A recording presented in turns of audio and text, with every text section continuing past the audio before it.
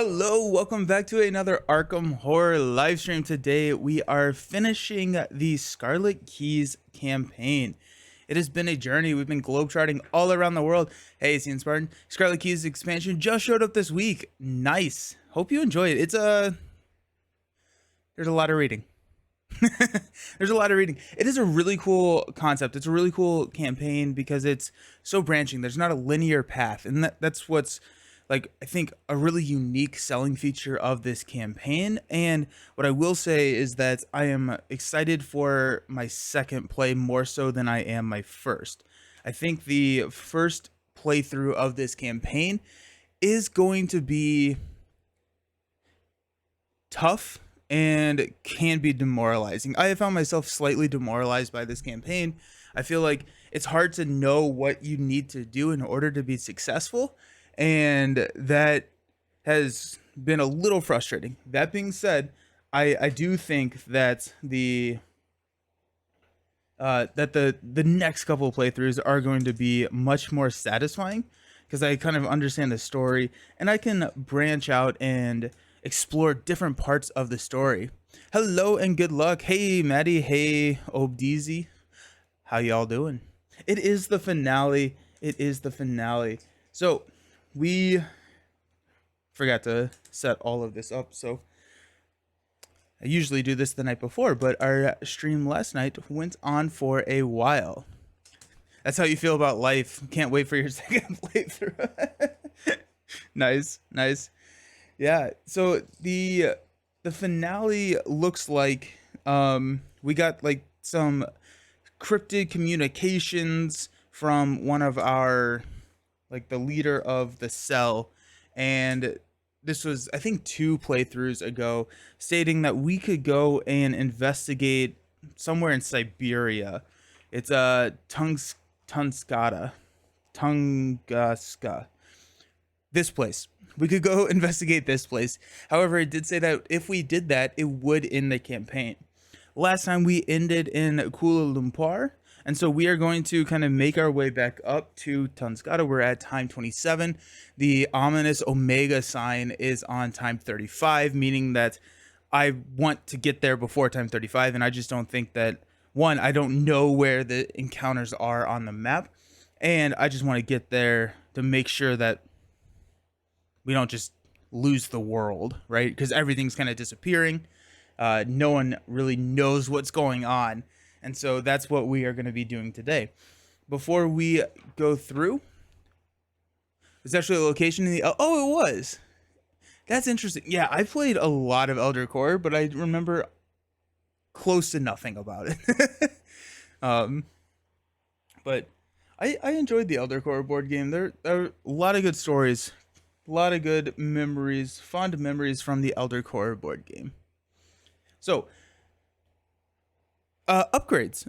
So we got 8 experience last scenario or last session, and we spent a good amount of that during the session, but we were able to go ahead and upgrade the shrivelings for Jim to the level 5s. We were at the level 3s, now we're at the level 5s.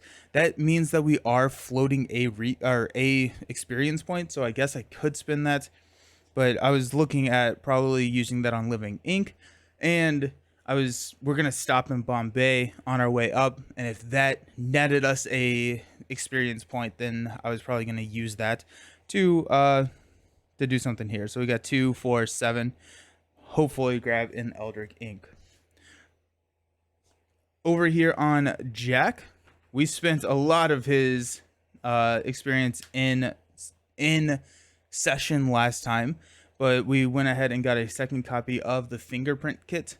So we have 2 of these now, these level 4 fingerprint kits, mainly for consistency of draw. And just as a reminder, last session we also upgraded the magnifying glass to level 0, and the deduction. We had 1 deduction, we added a second copy of deduction.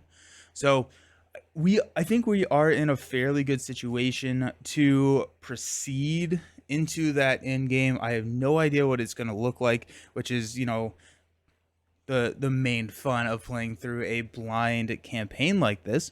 And so I think we're ready. We're going to stop in Bombay. That's gonna put us around 29 time going into the end game. And so let's dive in, because as history has shown us, if I don't start soon, we will be here reading for a while. So Bombay, we are in Kuala Lumpur. So we will hop up. We get one more time going up to 28. Actually, we'll be at 30 time to Bombay. And that is going to be 36L. We went to Kamathtu last time. Or not last time, but earlier in the campaign. We've already been there. And so uh, you cannot revisit unless it has explicitly told you that you can revisit the city. Bombay, here we are. Check where you are on the map. If we're on Bombay, proceed to Strange Architecture 1. The air is deliciously warm as you wait for a tram in southern Bombay. With several days until the next leg of your journey, you allow yourself to be drawn in by the city's intoxicating color and light. A whirlwind first day sees you visit various temples, curio shops, and bazaars. Bright orange flowers hang by the screens from bamboo racks as you make your way through the bazaar towards the Kolba Causeway, where the gateway of India looks out onto the waterfront. As the day turns to evening, you continue to explore back alleys and side streets lit delicately inlaid bronze lamps. Lit by delicately inlaid bronze lamps. The air is thick with unknown scents and the hazy shapes as you lose yourself in the heady atmosphere of the old city. As you make your way towards your hotel, you cross a wide thoroughfare into the Kala Gada district and stroll down its old winding roads. If the cell appreciated the architecture, proceed to strange. Otherwise, skip to Strange Architecture 3. As you navigate the Labyrinth Arc District, one facade in particular stands out to you. A narrow building with a handsome corners, molding and intricate stonework is wedged between two older buildings. The number 13 is carved in next to a pair of his austere wooden doors. Over the door is a slate phrase that depicts a cast of mythological creatures, some recognizable, some not. The building itself looks out of place amidst the intricate architecture of the surrounding area. The look of the building makes you feel vaguely uneasy the longer you study it. There's a coldness, a sharpness to the building's design, accentuated by the jagged quoins and harsh angles. Something about the wide black windows, the dark interior, denotates the emptiness of a hollow skull. The darkness in the evening only magnifies the sense of eeriness. Others do not seem to linger here. We appreciated the architecture, and then we can embark. So it looks like wherever we are, because we would go to Architecture 2 if we had appreciated. So I assume if we went up to Stockholm or something. Interesting. Okay, we'll go up to here. This is a locked location, so we cannot interact with Kabul. I think that may have actually been one of them, one of the 4. And then we go up to Tanskada for the finale. And we are at time 30. Let's check our backlog over here. We have not hit any other symbols that we need to read epigraphs from. I don't even know if that's the right word. Any of these from status reports. And we did go beta. 59Z is our finale. What if this just isn't a encounter? What if we just read? Oh, is it?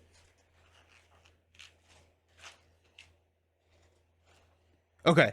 I was like, are you kidding me? I like didn't see that as a. Oh my goodness. Okay. So there's a lot of reading. Okay. Let's get some coffee.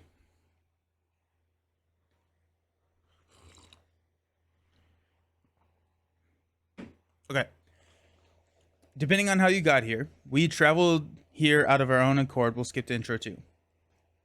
You would never have found the secret hideout of the Red Coterie without the intel Commissioner Taylor sent you. The compound lies deep underground in the heart of Siberia, not far from the mysterious crater that marks the site of the notorious Tanskada event, a blast, or perhaps impact, the true nature of which has been shrouded in mystery for over a decade.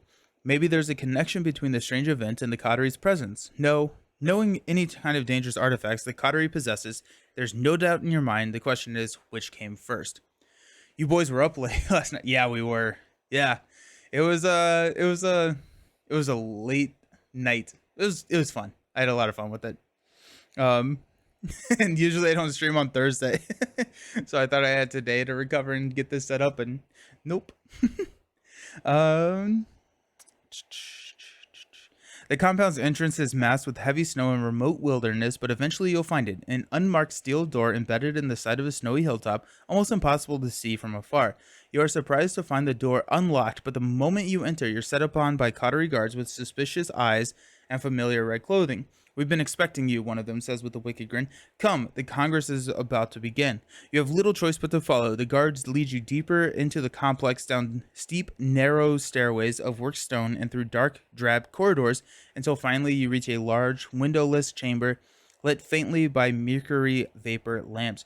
Scarlet tapestry lines the walls, along with several glass cases and shelves containing old relics and historical artifacts. Dominating the room is an enormous central table and a elaborate pattern of lines and rings carved meticulously along its surface. Standing around the central table are a host of figures, some familiar to you, others unrecognizable, all of them bare red. The door leading to the chamber slams shut behind you, and your heart surges into your throat. Your timing is impeccable, a voice among the coterie states. We were just about to begin the vote. You inquire as to the nature of the vote, your mouth suddenly dry. You cannot shake the feeling that you've come here merely to look for your own doom in your eyes. A meeting has been called to account for your crimes against the coterie, or to be commended if that is the will of the Congress. We will now entertain any who wish to speak on your behalf or against you from behind. Or against you. From behind, you are suddenly restrained and a gag is placed over your mouth. Just a formality, I promise you. The guard drawls with a grin. Proceed to trial 1. I haven't seen so many content creators in one stream ever. Yeah, no, I think it's definitely the most I've ever been a part of. Like I think outside of like I think we may have live streamed aboard Vengers, but I think that was only 6 people though. But it was really cool. It was fun to see like a lot of diverse backgrounds and different ways that people approach the game, having like the analytical minds that, and I think we all have analytical minds, but how like villain theory approaches the game is absolutely different than how like I approach the game, and Josh and Spartan and everyone just on the stream had different opinions, and it was just cool to have kind of that group talking, and I thought it was a lot of fun. Hey, 7 Cent Pretzel, how's it going? The trial 1. The coterie. Oh my gosh. Okay. We're gonna have to go heavy into this campaign log, and I didn't have time to update it, so I'm just gonna have to check my notes and the campaign log, go back and forth on both of those. Okay. Read the relevant passage from each of the following sessions in order and tally all the votes received. Yay. Each vote receives a coterie member who wishes you disposed of. Each nay or abstaining vote is neither a yay or nay. Okay. Wear red. You failed. Ah, dang. Did we aid the knight? Do we fend off the beast? Okay, hold on. Let me pull up my campaign log.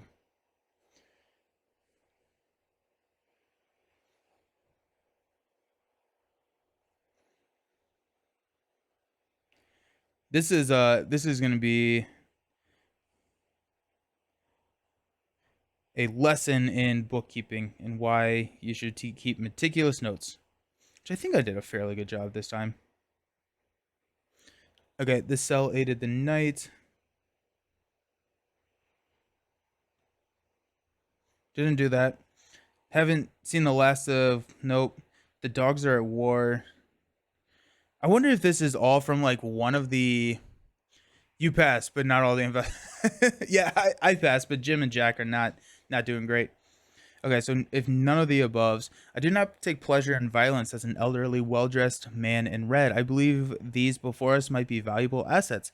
On the opposite end of the table, a crimson-hooded figure rumbles. That's why you are weak. Its countenance shrouded in shadows turned to acknowledge you in the dim light. All you see is a terrible dripping things. Blood must flow. We got one yes, one no. We're gonna go yes, no. Flip a coin and update the key section of your campaign log as follows. If it's head, the bearer of the light of the pharaoh is the cleric knight. And if it tails, the beast is in a cowl of crimson. Okay, we're gonna go even odd. Odd. Um, so beast in a cowl of crimson. So beast in a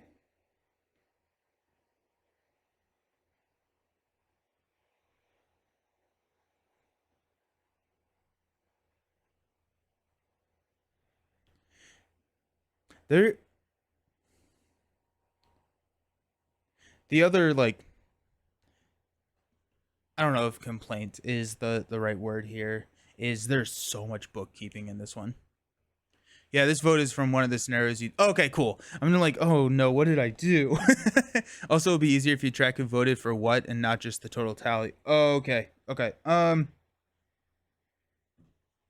Okay.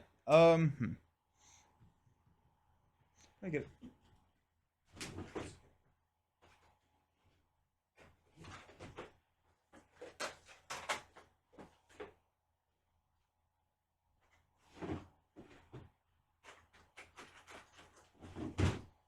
Thanks for the advice. You like my kitty cats? Okay, so we got Claret. Oh no, that doesn't work.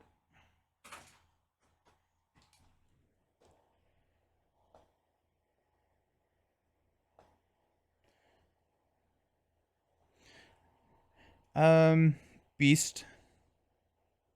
Actually, we're gonna do this. We're gonna go, yay, nay.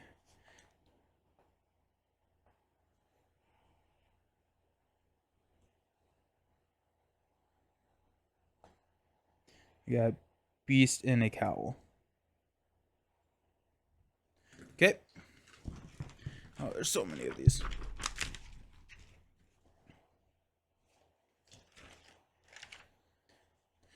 If EC trusts the cell, if EC does not trust the cell.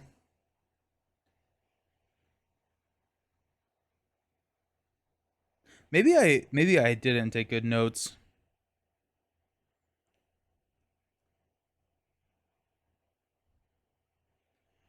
The twisted anti-prism. Okay, so I did do that one. Yeah, this is frustrating.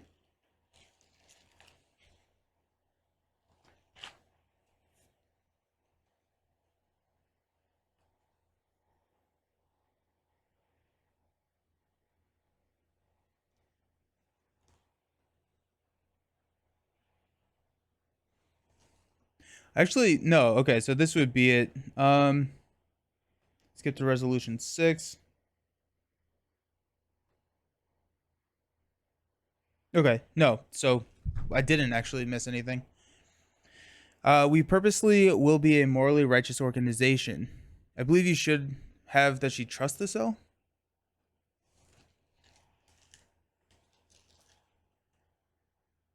Oh, it's from the setup, not the Oh yeah. Okay. Okay.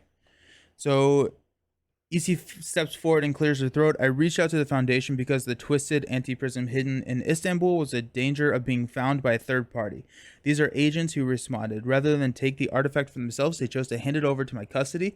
I believe them to be trustworthy and, unlike some of our mentors, morally upstanding individuals. So she votes nay. EC.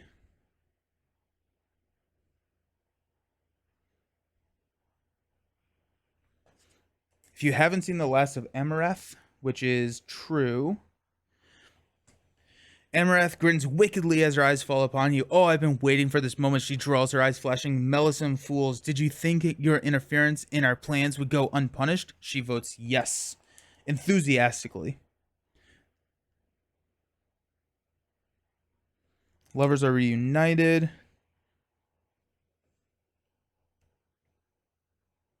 So I guess question for you all, is only one of these going to be true?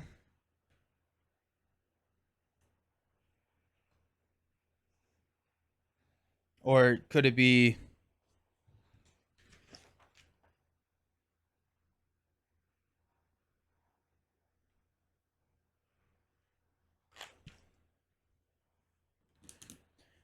If you haven't seen the last of Thorn, you made a deal with Thorn if Thorn disappeared.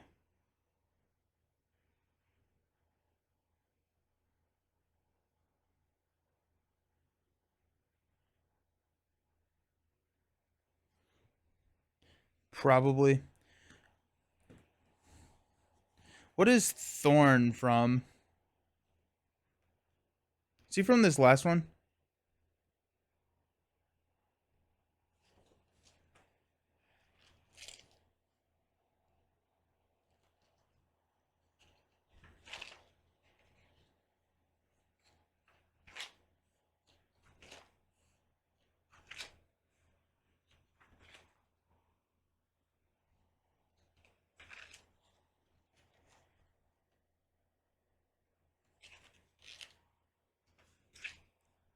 You didn't interact with Thorn? Okay. If none of the above are true, the one wearing the red cravat with the platinum blonde hair to match their sheet white skin speaks next. I have no dealings with these before us, they say, gesturing towards you. It would be foolish for me to vote one way or another without knowing firsthand of their capabilities and trustworthiness. As such, I will sit this one out. So if they abstain, so Thorn abstains. Thank you so much, OTZ. If Aliki is on our side, I don't even think I've read that name.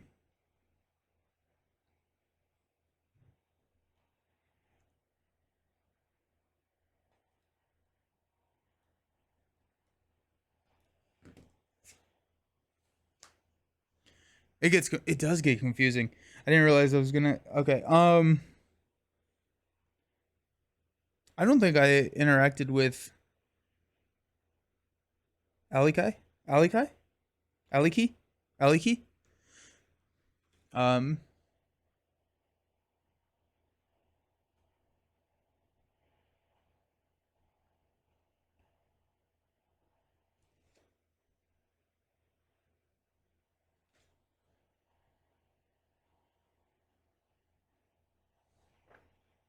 I want to control like F on this book. I doubt that they have this online, actually. Let me go back to notes and see if I.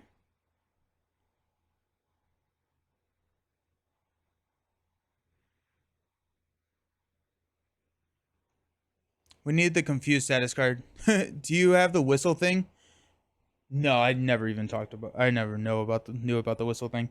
So from the shadows, she emerges a gossamer figure dressed in white, a golden-hued blade sheathed on her back, a veil raven over her eye. Her scarlet sash drifts along the breezeless wind. Her words are heralded by a shrill, muted whistling, and she speaks in a language that you've never heard before. One of the coterie who seems to understand her tallies as this a vote marks this as a vote against you. Not looking good for us.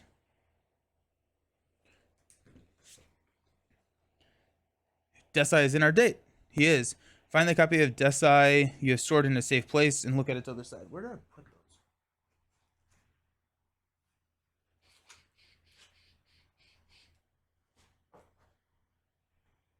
those? Okay. Here they are. I did color sleeves. I thought you took the whistle and that's where you got some of the trauma. Is the twistle is the whistle one of these? The keys?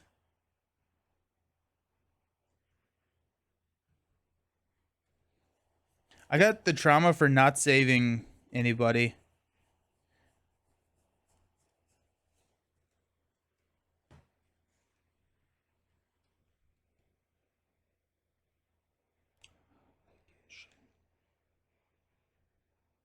Oh, it's just a camp. Dang it. Oh no.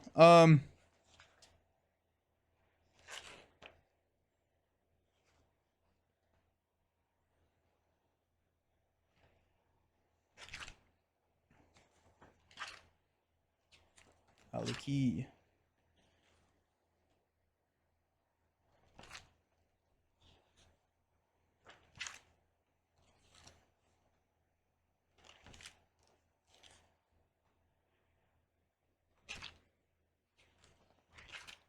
It's not worth worrying about. Keep moving along. Okay. Um. Okay, so the other side of the green one is the story asset. Um. There's a sudden flare of matches. Desai lights a cigarette. These ones are all right, he says. There's bigger shit going on here. Almost got snatched by you know what back in Havana. They helped me out. Not that I needed it or anything. Point is, they have my back. Desai. Okay. The cell meddled in Oberon's affairs. I don't believe so. I wouldn't meddle. Uh, A man you do not recognize speaks next. His large, imposing frame is dwarfed only by the luster of an enormous ruby ring adorning his left index finger. As fortune's chosen, we have once been given a great and illustrious boon, he states, thundering voice, commending the attention of all. Our enemies bound before us. Why dispose of such a gift? What better way to learn how to continue our great work than to question them? Perhaps we may even use them as leverage. Yes, leverage, he trails off, a sinister grin on his face. You almost wish he had voted to kill you. He abstains. Then we've got, no matter what, you cannot see the red gloves man's face, but imagine a great and terrible smile. He is eerily silent. If we know the true nature of the coterie, we skip to trial 7. If not, otherwise, if 3 or more members are eerily silent,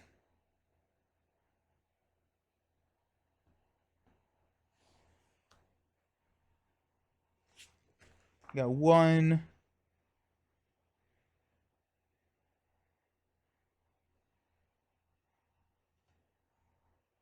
No. Okay.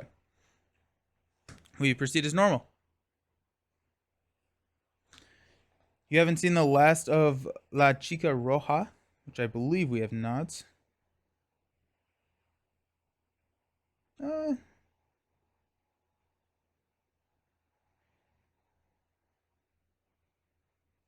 I think that was the last one that we did, right?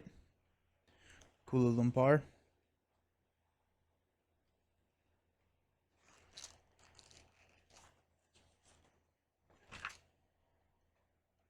No, that was Suzanne.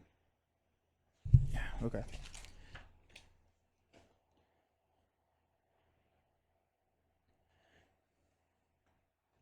If you haven't seen the last of the Sanguine Watcher, torment continues. None of the above are true.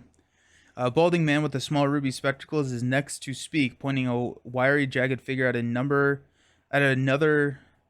of the assembled coterie. Why are these on trial here when it is she who has been acting against us? He cries. The woman steps forward, hiding her countenance from view from a brim of a wide-brimmed hat and a scarlet hatband. Acting against us, you say. Wrong. She tips the brim of her hat so everyone can see her dark brown eyes narrowing at the bespectacled man. Just you.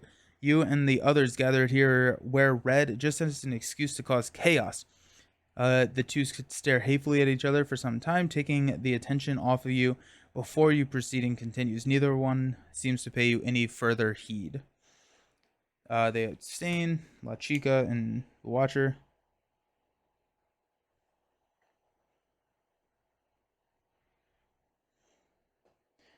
Then Sanguine,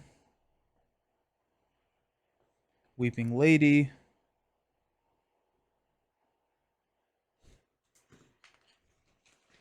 Okay, we're almost there. We have not heard the last of Suzanne, which I believe that is what I just looked up.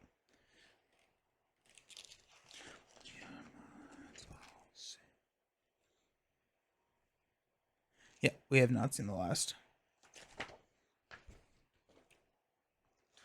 You are not surprised to see her counted among those gathered before you. One who feels fear might make the chance to lay low, offer their after their escape, but not like someone like her. Ah, yes, these meddlesome insects. Her melodic voice is delightfully charming, despite the violence behind her words. They interfered with my business. For these transgressions, no punishment is harsh enough. She votes yes. TZU. If Melissa is on her side, I believe. No, that was Dr. Irwin.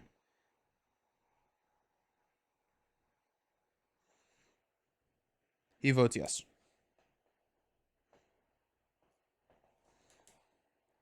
Depending on how the votes were cast, proceeds as follows.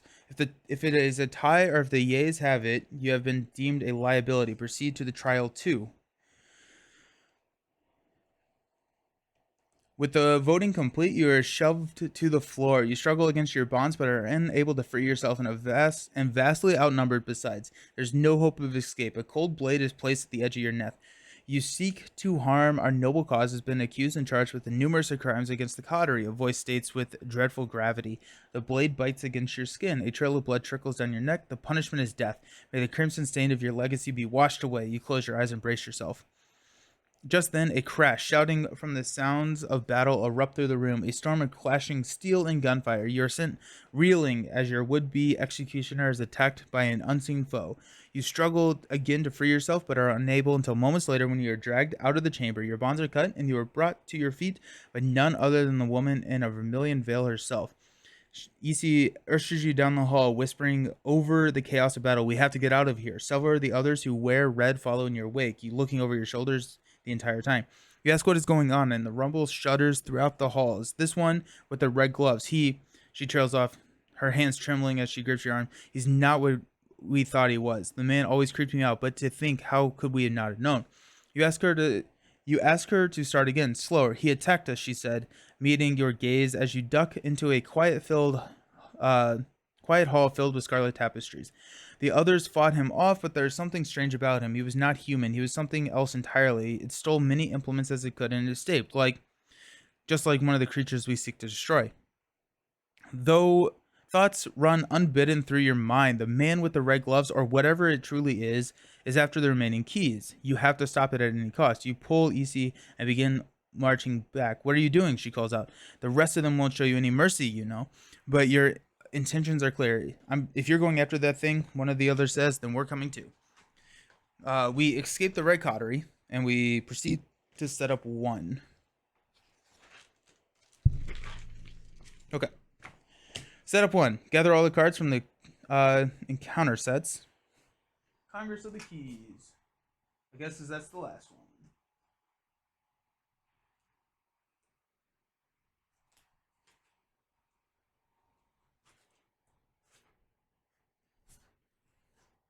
Congress of the Keys. Got a weird the red coterie.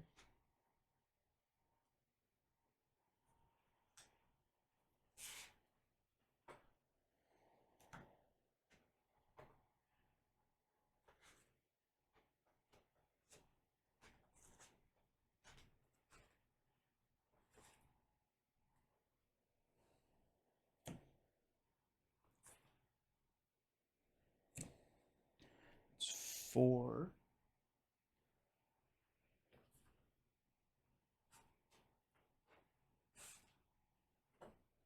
5, and then locked 4, I think it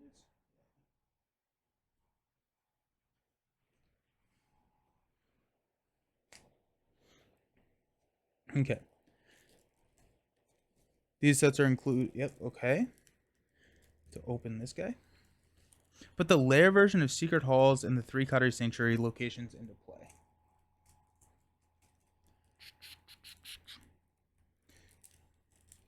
I hope this is enough. I hope we've done enough to not die. I don't know. No, Meg and I were successful, I think, in our campaign. I don't think we both died in our previous campaign.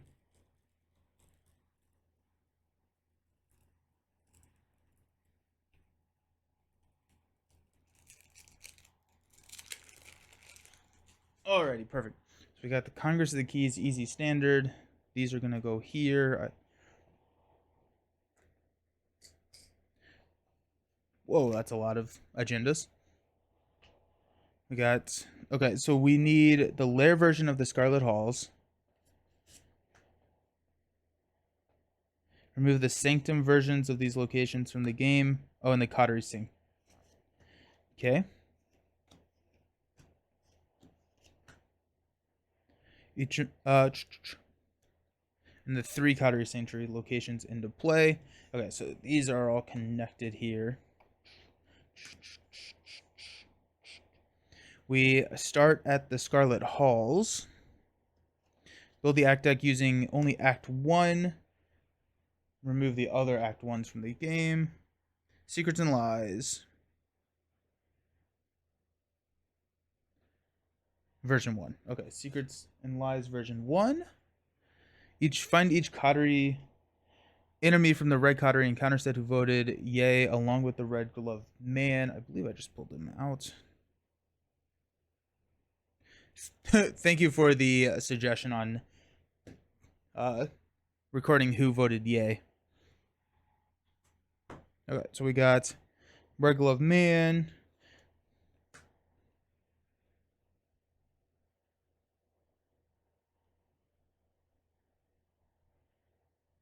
beast. This is gonna be a rough scenario, I can already tell.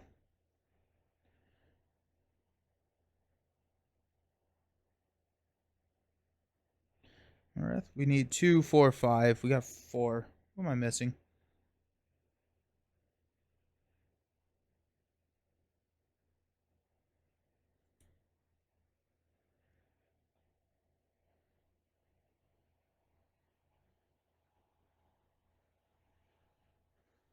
Missing 2, 4, 6. This is 10. Okay, well, I guess that's it then. Okay. Yeah, the book should really warn you about that on front. Yeah. Yeah, that would have been nice. Do not gather any of the coterie enemies from the set who voted nay, abstained, or were eerily silent. The lead investigator spawns the red glove man in the shadows and resolves his conceal keyword. Red glove man goes up here and conceal. Did I mess this up? Oh, as granted by 1A. Okay. I was like, concealed 2.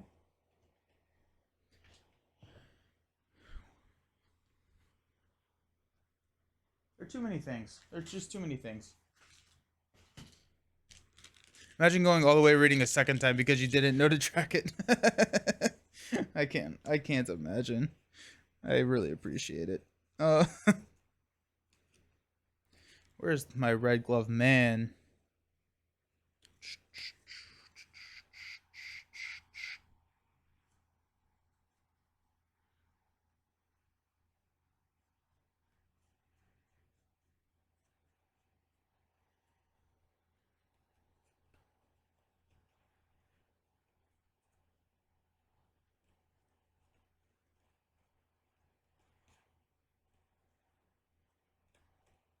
There he is. Okay, so the red glove man is here.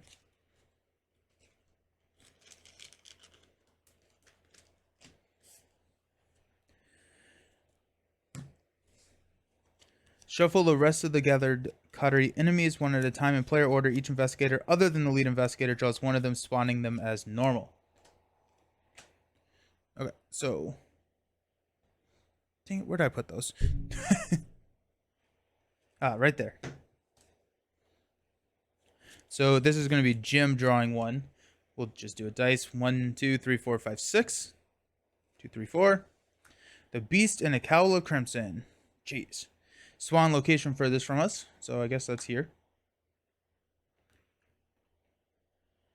And shuffle the rest of them into the encounter deck. I don't have enough fight for this stuff. If you fail a skill test well at its location and it's ready, it shifts each of your attached keys. Note that the following characters may vote yay, but do not have cards. Okay, yeah, why didn't they put that first? Because I was looking for one of these Tawil Mesai. I was like, he voted yay, but I don't have a card. They should have put that like up first. For each member of the coterie who voted nay, find their conspirator's story asset and put them into play under any investigator's control. These story assets are scattered across various encounter sets. Dang it. That's going to be annoying. Okay, I don't... That's gonna take a while to find, team. I am sorry. Um, so the Claret Knight.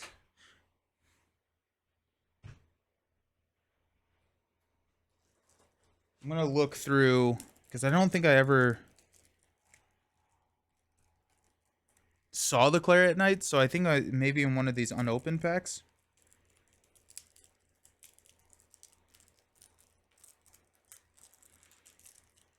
They should give you a reference sheet saying if you need to get X, if you need to get this character, it's in this set.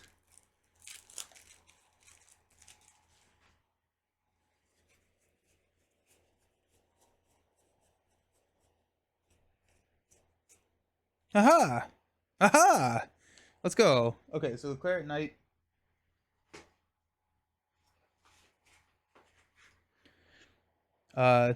EC. And we have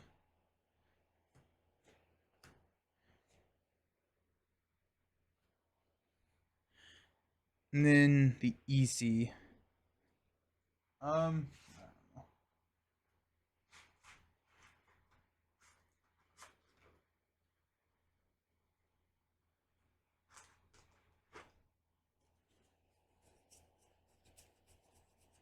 just gonna thumb through all of these, I guess.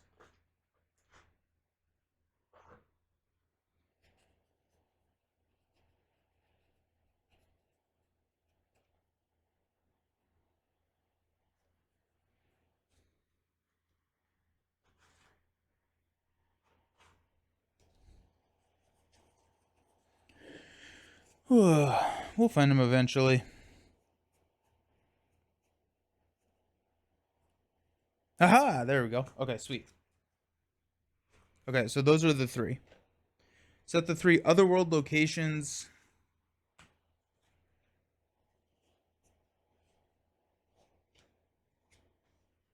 Jeez. That thing's insane.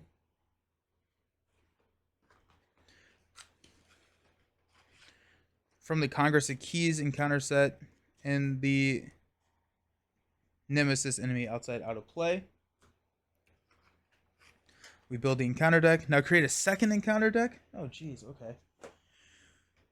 Whew. Create a second encounter deck. Agents of the Outside.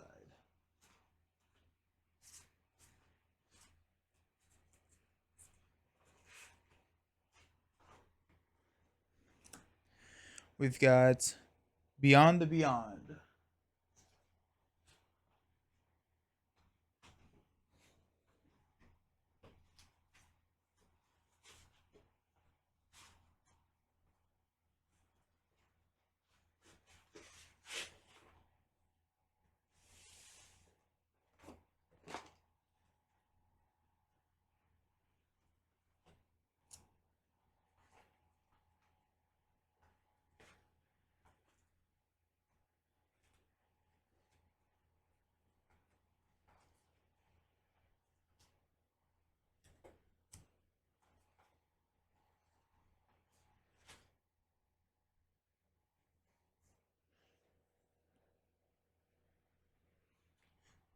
Striking Fear.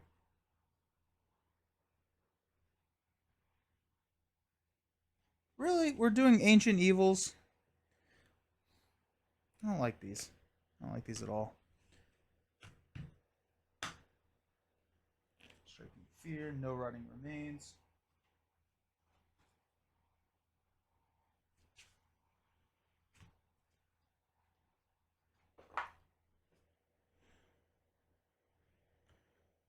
And Beyond the Beyond. I don't see that.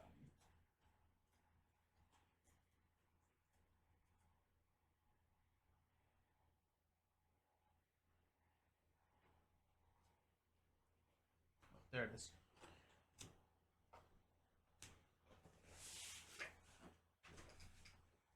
Going through all this may be annoying, but just think of how cool it would be to have different coterie member storylines come together and do this big trial and battle royale where they're either on your team or yeah, it's really cool. It's really cool. And each of the 9 City of Remnants.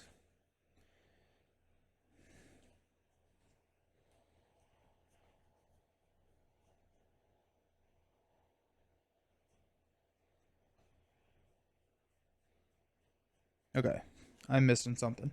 City of Remnants location from the Beyond encounter set. Beyond the Beyond is this encounter set. I'm assuming it's these. They don't say that anywhere. 1, 2, 3, 4, 5, 6, 7, 8, 9. Those have to be it. Those have to be it. Shuffle these locations together with their unrevealed side face up. Oh, okay. Yeah, these are the city. Okay, cool. This is called the Otherworld deck. Place this near the scenario reference card.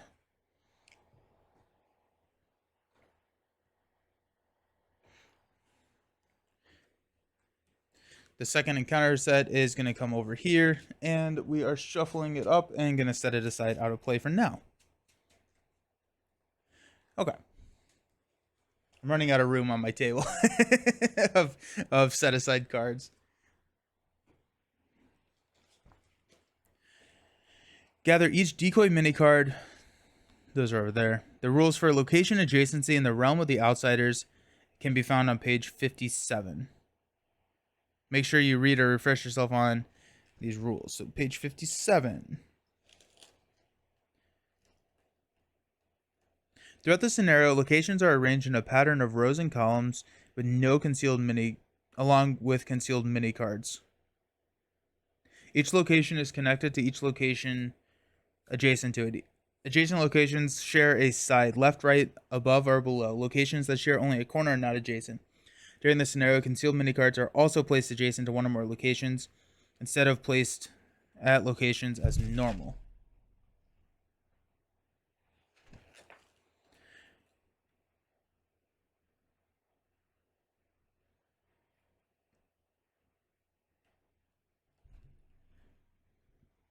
So do I need to place the city? Okay, so 3 City of Remnants locations are placed in the shadows at all times. So we need to place 3 of these into the shadows, I think. We'll shuffle these up and place 3 into the shadows. Concealed mini cards adjacent. Well, I don't know where to put the concealed mini cards though. Concealed mini cards adjacent to a location are considered to be at that location for the purpose of card abilities and game rules. Use the shroud value of your current location when attempting to expose that. Concealed mini cards are arranged adjacent to locations rather than being placed at them. Exposing these concealed mini cards, you find a route through otherworldly places.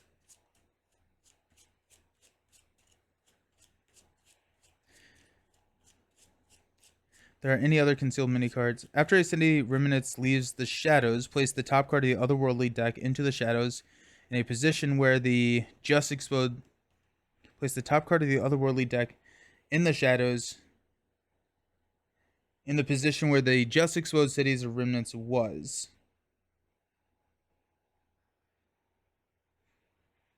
Leaves. Oh, okay. Oh, you're just refilling. Okay, yeah.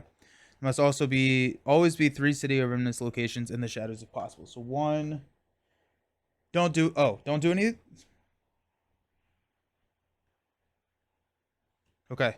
That's really confusing because it told me to.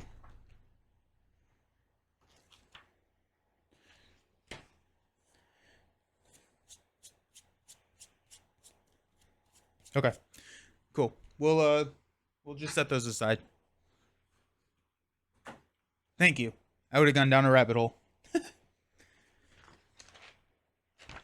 And we are now ready to begin.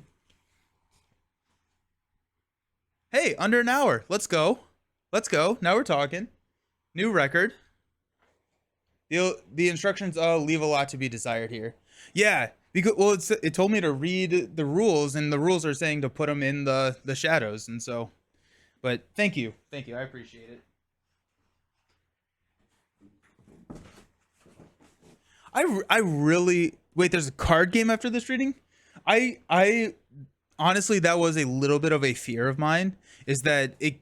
I was afraid that it was just gonna be, you are dead, and like we were just gonna read and we would have found something else to do. But like, I was slightly nervous about that.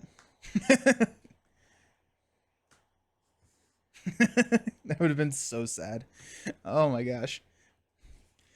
Oh my goodness. Okay, sweet.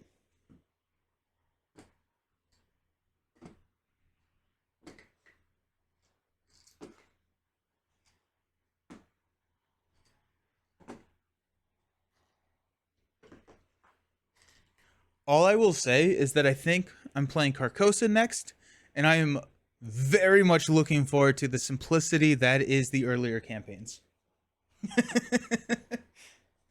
This has been really cool. This has been really cool. I am ready for a break in the complexity.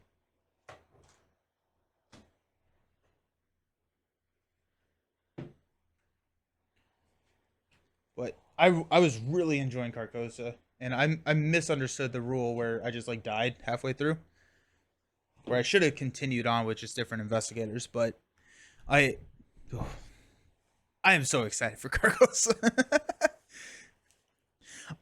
That's interesting. Is there like a community? Probably not, because it's hard to have a group of people agree on anything.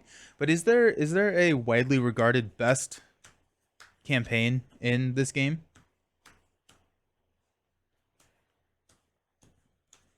That may be a fun poll to do, or a mini bracket. That'd be a mini bracket on YouTube. I'll do that.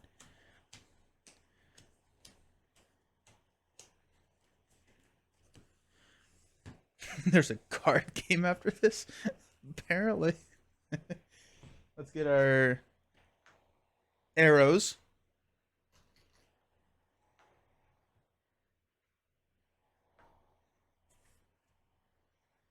Shuffle Jim's deck.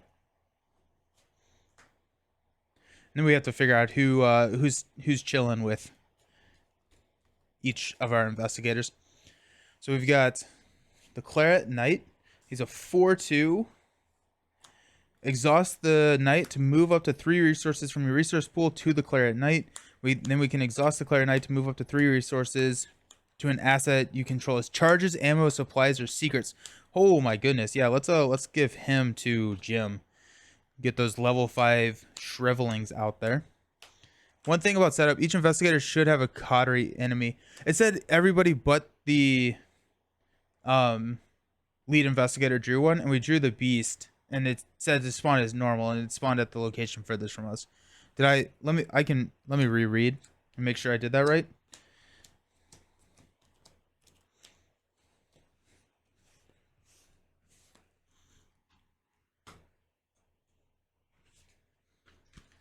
Okay.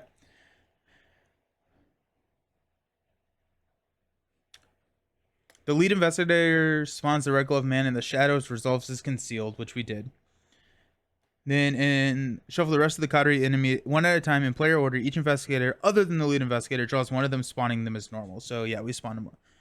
The non-lead investigator part. Gotcha. Okay, so we're gonna be going crazy on these huge shriveling turns. We've had EC before. Look at the top card of any investigator's deck. If it's not a weakness, you can place it. Oh, yeah. After any key is shifted, the owner of each card beneath EC draws a card. Let's give her to Jack, mainly because I'm worried about Jack's sanity, and she has a fairly decent sanity soak. I think that kind of bit me last time. And then Desai, when a attack from a monster enemy deals damage to him, exhaust him, cancel one of the damage, and deal 1 damage to the attacking enemy. We'll give that to Jim because he is also our main damage dealer.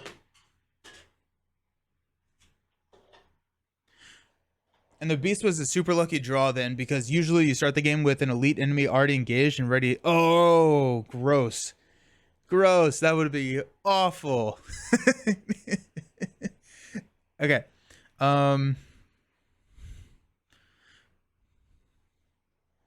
Let's read this. Okay, so it's a bunch of symbols that I do not understand. When this agenda advances, if it is Act 2, 3, or 4, skip the side B side of this agenda and proceed directly to Agenda 2. When this agenda advances, if it is Act 2, 3, or 4, direct to the Agenda 2A. Got it. Act 1A, Secrets and Lies. You have to find the man who Man with the red gloves and discover what his plan is, but the remainder of the coterie stands in your way. Don't they realize that the true threat is here? The red glove man concealed one per investigator cannot be damaged. So actually, I need another card. It's concealed two. You shuffle two decoys with him. So let me find another decoy.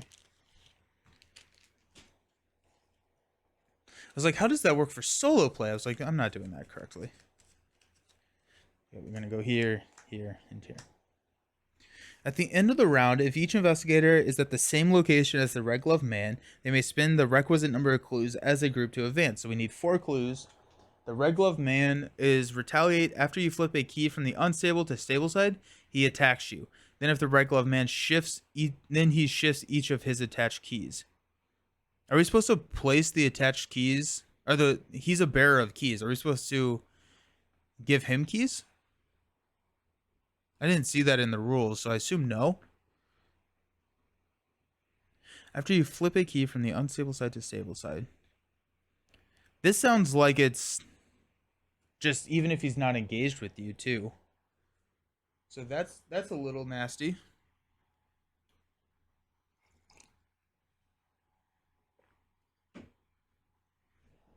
Okay.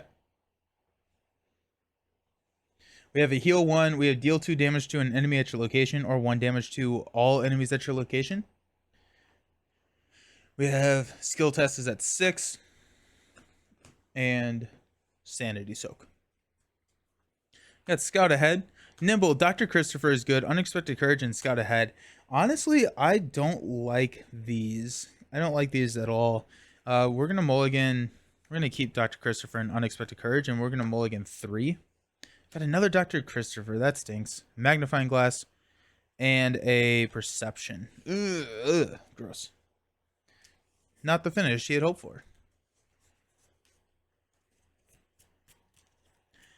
What's nice is that we can deal 1 damage using the mirroring blade and reveal concealed cards. So that's kind of cool. Campaign log says someone is the bearer of the key, then whatever they come into play, they should have the key attached to them on stable side. Okay. Dang it. Okay. He's the holder of the Twisted Cell Anti-Prism.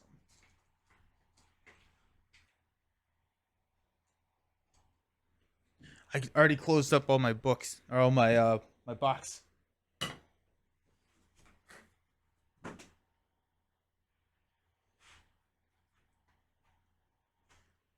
Are all of these in an encounter set, or are they just scattered as well?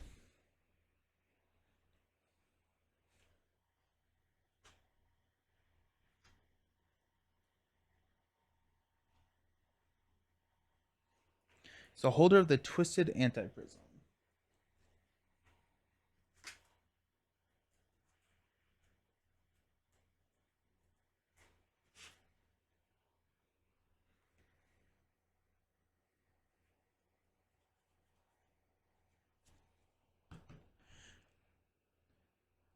But I don't know who has what, depending on your, yeah, I wrote that down. I just don't know where they are.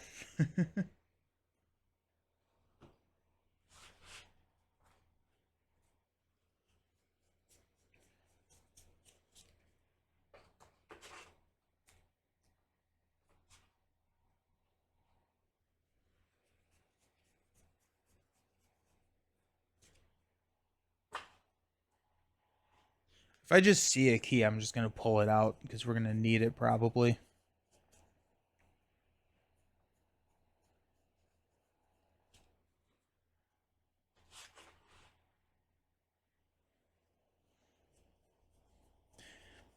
I thought we were going to get there, get started in under an hour, but the Twisted Anti-Prism, let's go. We're just going to set these on top and keep this open and be very, very careful. Like it's like set on top of my like BCW box while open. Just going to set these across because I assume we will need to hunt more.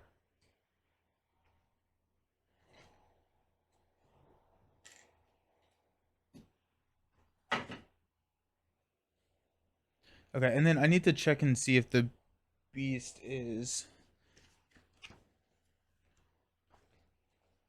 I also think that the Red Glove Man is has the last blossom as well. So I need to find the last blossom.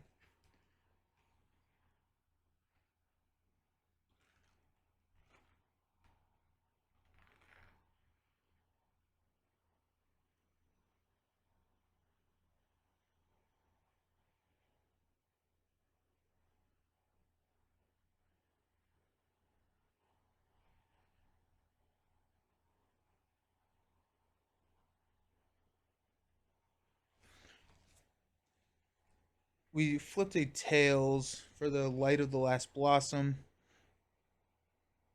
the beast in the Cowl Crimson. So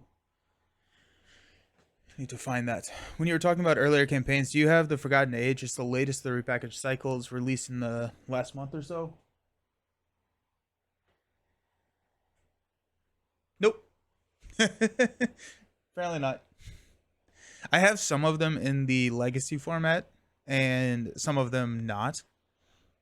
Um, but if that's out, have they released the investigator expansion as well?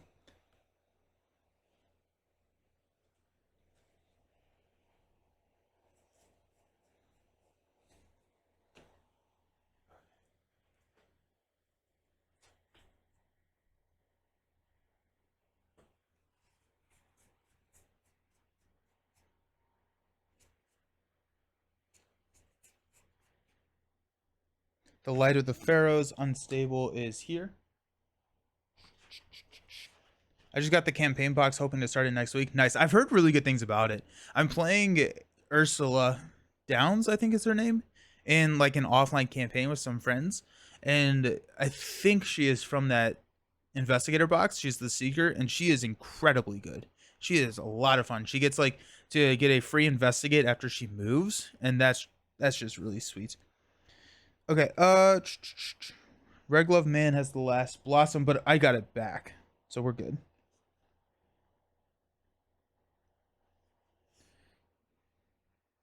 So the Light of the Pharaoh. Okay, so let's look at these. Each investigator must discard 2 random non-weakness cards from their hand. Then if an investigator shifted this key, flip it to its stable side. Then this has, after you fail a skill test while at the beast in the cowl's location, if it's ready, it shifts each of its catch keys. Red Glove Man. The nearest investigator must place 1 doom on an asset they control, an encounter card at their location or the current agenda. Then, if an investigator shifted this key, flip it to its stable side. And after you flip a key from its unstable. Oh, after we go to stable, he shifts all of his keys. There's going to be a lot to keep up with, so if I miss something, I apologize in advance. I've heard it's a lot of people's favorites, but also notoriously punishing. Nice.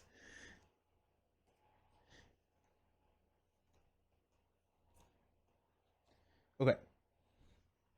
Jim, let's get Arcane Initiate, a Lone Wolf. There's a Shriveling. Let's go. 1, 2, 3, 4, 5. Definitely keeping the Shriveling. We will keep the Arcane Initiate. Honestly, I kind of like this hand. It's a little expensive.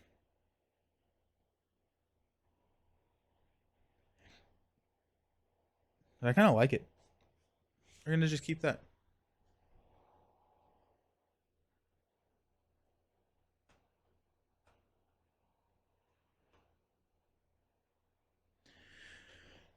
Alrighty. So we have to find the Red Glove Man and spend the number of clues when we're engaged with him to advance at the end of the round. Scarlet's Halls, so he has to attack us first. After you enter Scarlet Halls, for the remainder of your turn, as an additional cost for you to move from Scarlet Halls to a connecting location, you must either exhaust a conspirator asset you control or spend an additional asset action. Does this count as me entering the halls? Like, is this active turn 1, or is it only whenever I move into it? Also, no clues.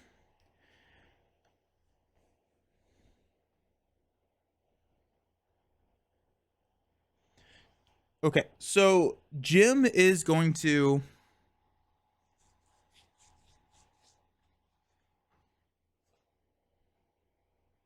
Jim is going to be the one who's going to have to kill the beast in a cowl of crimson, but we want Jack to go first so we can shift the last blossom. After a key is shifted from its unstable to its stable, so we are currently unstable. So I think we shift last blossom, we heal up some of the trauma that we have.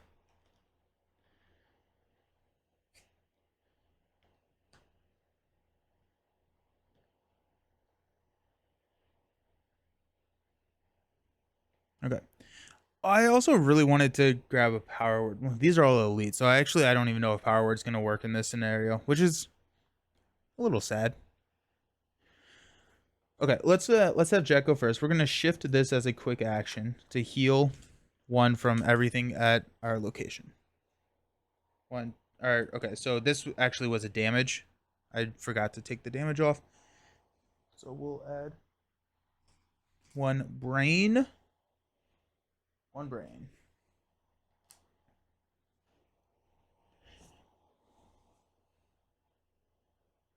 We'll spend 4 to play Dr. Christopher. So that's one action. We will, just to be on the safe side, I guess we will exhaust easy and move up to the sanctuary here. The key of relic, it gets +2 shroud for each unstable key in play. Okay, so it's 2, 4, 6. So it's a 7 shroud. Cool. Alrighty. So not going there, I guess. Jeez. Okay.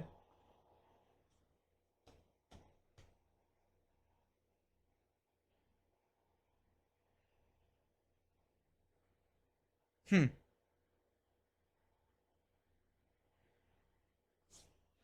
Guess we'll play the magnifying glass as a fast action. We moved. That was number 2. Maybe draw. Like I can't investigate that. So we're at 4, 5, 6 to 7. That's just not good. If we can kill off the light of the pharaohs, then we can come back and maybe get. Yeah, the shroud values are insane. It's like, and like, so going forward, if I was going to play this campaign again, I would rely more on things that deal damage or get you clues without the test, because yeah. The other thing that I could do is I could move back. I think I'm just gonna draw a card. Of course it is. It's buried secrets. Oh my gosh, that's not a good start.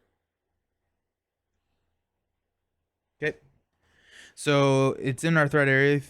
If your location can be investigated, you cannot move except by scenario card effects. It's an action we can investigate. If you succeed, instead of discovering clues, discard buried secrets. If you fail, you may take 2 horror to shuffle it into your deck. Did someone say testless clues? Right? I think Roland would be really good in this scenario, yeah. Okay. At the end of, I guess we'll draw a card. Nimble. Okay. Now we got Jim. We're going to spend 3 for Jim to play Shriveling. That's going to come in with 4 charges.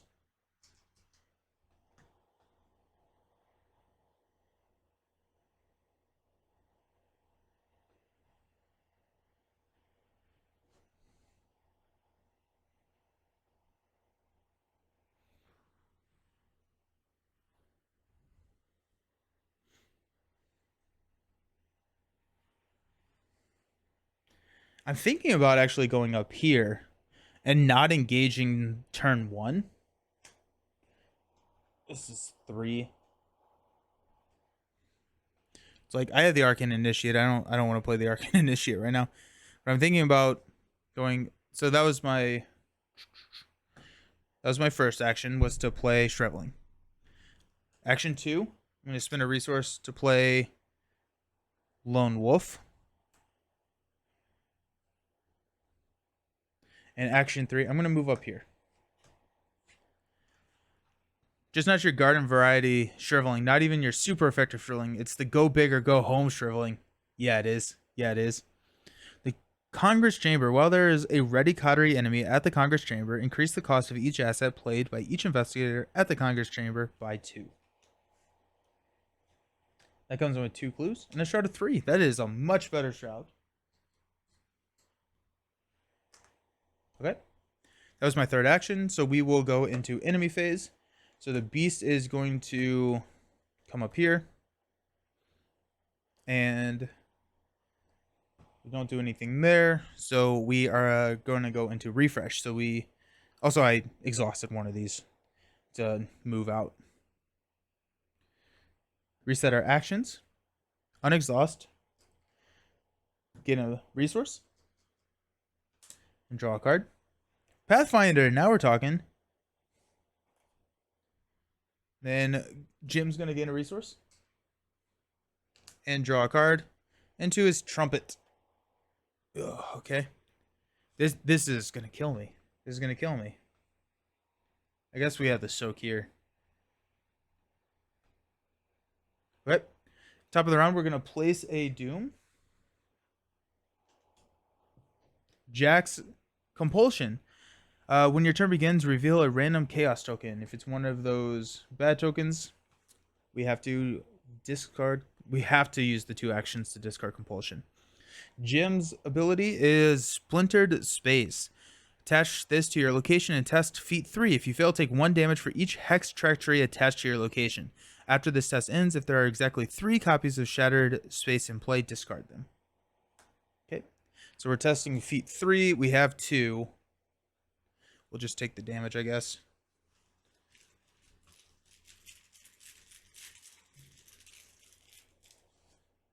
-2. So we take 1 damage. We will place that on, actually, the knight.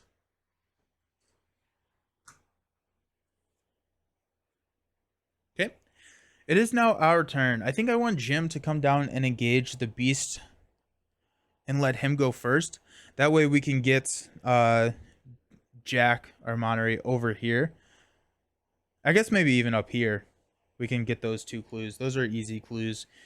Maybe worth trying to figure out what this is so that we know we know more. Actually, we have to investigate here. And we will fail. I guess we could spend resources to get +2. That's a hard ask. That's a hard ask. Regardless, I think Jim's going first. And we will figure out what Jack is doing. Also, if we draw this, then we're just in a lot of trouble. So let's have Jim go first because I want him to be engaged in the beast in the Cowl of Crimson. We have +2 damage. So that's a 3. That's it. This is a 4, or this is a 3 damage attack. It's not a monster enemy, so we cannot deal damage with here. But we do have a Storm of Spirits, so that could be the additional 2 damage and reveal the Conceal card. We don't have the necessarily money. Actually, we do. We get a resource from Lone Wolf. Now, if we come down, that's 1 action. We can attack with Shriveling, and then we can play a Storm of Spirits for a 3 money. And hopefully do that. When we have the trumpet, when a skull token is revealed, exhaust, heal 1 horror. I don't think that's worth playing. Okay, so let's do that. We've started our turn. Jim is going to move down to the Scarlet Halls. That's 1 action. The beast engages us.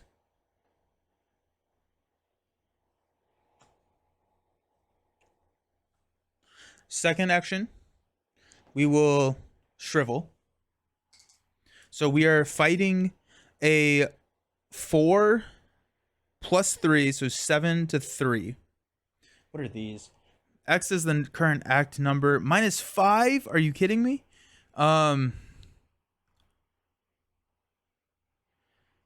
This attack is against an outsider. You automatically fail instead. That's dumb.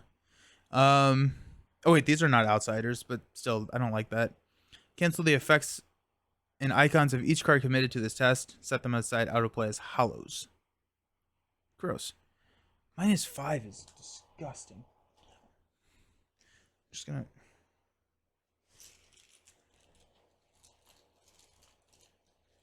We could flip a key to treat that as a -2 instead. Okay. We'll go 7 to 3.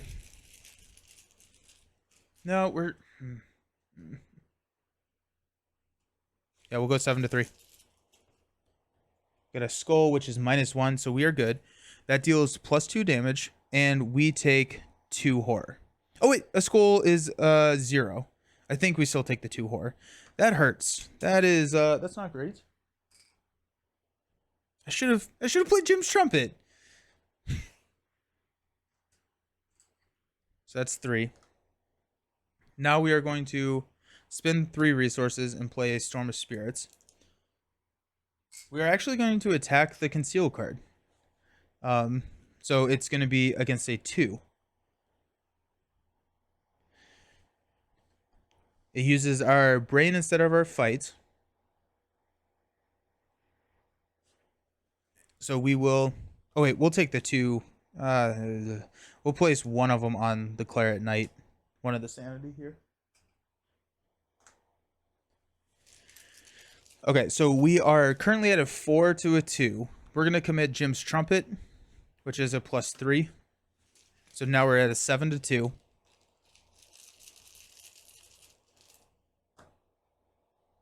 -5.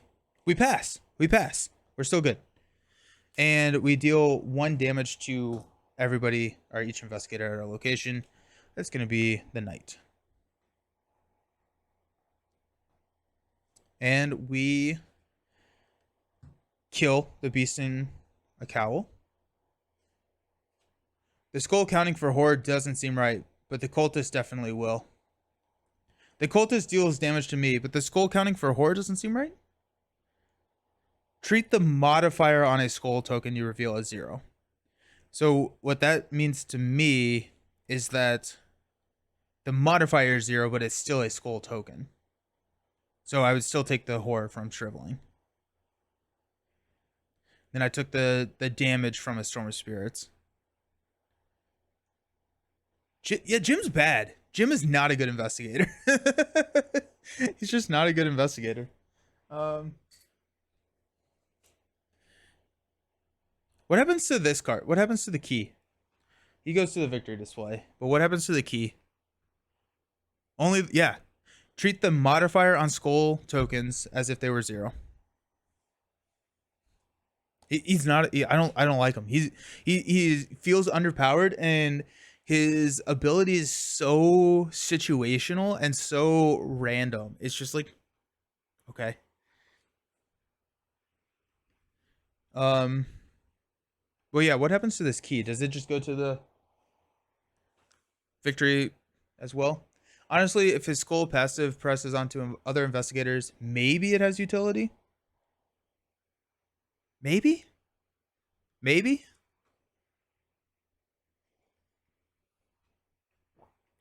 And it's like the trumpet. Trumpet is the 2 cost. When a skull token is revealed during your skill test, we can heal 1 horror from an investigator at our location or a connecting location.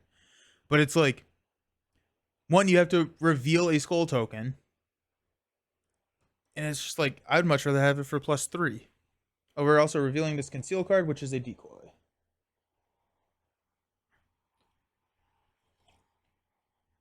He's not a good investigator. He's not. I would not recommend or ever play Jim again. The ability needs to be built around. I don't know if you have the card pool for that. That's fair. That's fair. We may just have more. Yeah. Okay, that was Jim's turn. So we've got Jack. We're going to reveal a token.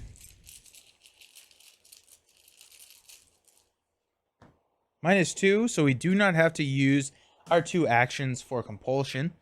We will investigate here. So we're investigating. Oh, wait, hold on. We're investigating at a shroud of 2 4, 5. Yeah, she's a Jacqueline is just a significantly better investigator, like way better. Like in yeah. Also, the fact that he doesn't like he would be different if he had like a 5 in his brain, but like even starting at the lower 4 brain, which is his main stat, is so hindering, especially in a campaign where you're going up against shrouds of 7. Yeah. Okay. Yeah. I can rant about Jim all day. This is my last game with Jim probably ever. So we'll get through it and we'll find a better investigator next time. Plus that lame signature card. Yeah, the signature card, I think I played it one time during this campaign. The rest of the time it's been a +3 for my brain. Because he needs it because he only has a 4. Whatever. Okay, so I'm at 5. This is a shroud of 5. I have a 6. These modifiers are insanely bad. I'm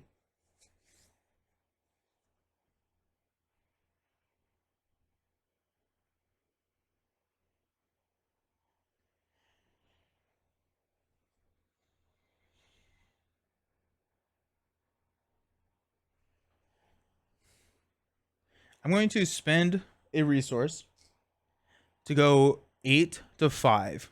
I still think that's bad though. Um 8 to 5 is not awful.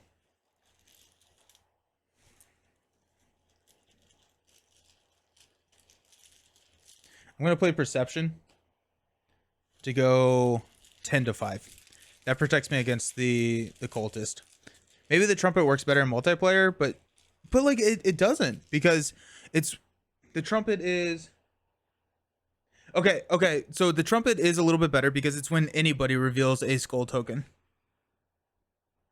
So it's when anybody reveals a skull token, you can exhaust it and heal a horror, but it's still not good. Like tablet is a -1, so we are good. We get to draw a card from perception, which is a fingerprint kit. We discard buried secrets, and we get a resource from Dr. Christopher. I think I want to come down here. Oh, wait, hold on. After you... Oh, we can exhaust her to... I think I want to come down here. Or actually, maybe go up there. For the clues. And also just the ability to draw a card and get the resource for Jack's ability. Let's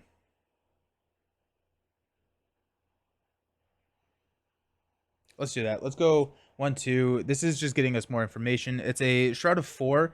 After you fail a skill test while investigating the Coterie library, the nearest Coterie enemy with a attached key shifts each of their attached keys. Ugh, gross. So that's 2. And that was investigate, move. So I ended 2 away, so I get to get a resource and draw a card. That's another fingerprint kit. Okay, cool. Consistency of draw, team. We did it. Okay, so we will go into the refresh phase because there's no enemies that are going to do anything. We'll reset our actions and unexhaust our cards.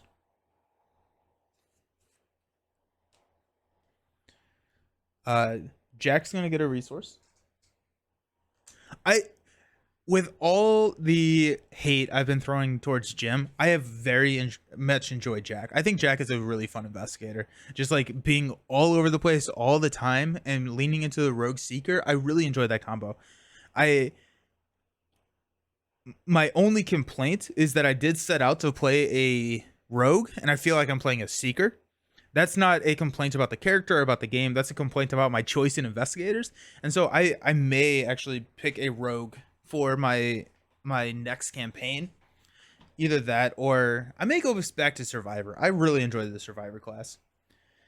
Got Scout ahead. Got 2, 4, 6, 7 cards in Jack's hand.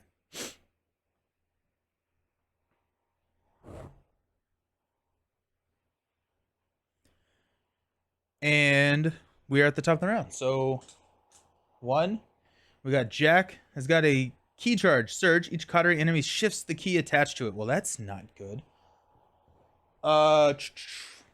Nearest investigator must place one doom on an asset they control, an encounter card at their location, or the current agenda. How do we determine the closest here? I'm really glad we got rid of that other key, because that could have been a, and that's Surge's. What a, well, I guess it should, if it didn't shift a key, it should surge. Have you played a big money rogue? I have not. I played a trick and tactic road when I did the blob that I did everything, like the standalone scenario, and I gave myself like X amount of experience or whatever, and did that. But I have not played a big money. Well, Jack can be a big. That's true. Jack can be a big money. I feel like I have a lot of money with Jack, but a big money rogue sounds interesting. I think, what is it, Daisy? No, Jenny. Jenny is, she collects like 2 resources. Concealed X.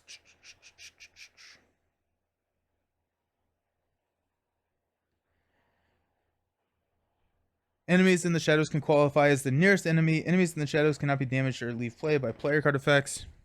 So I think we probably just choose. Fair, more about the deck and yeah. There's no reason to not put this on the agenda. We've already passed the timing to place this on the agenda. Bound in red. There are no Coterie enemies in play against Surge. Otherwise, attach to the Coterie enemy with the highest printed health, +1 fight, +1 evade, +1 damage, +1 horror. As an action, flip a stable key you control to his unstable side, then discard Bound in red. An investigator at any location may trigger this ability. Okay.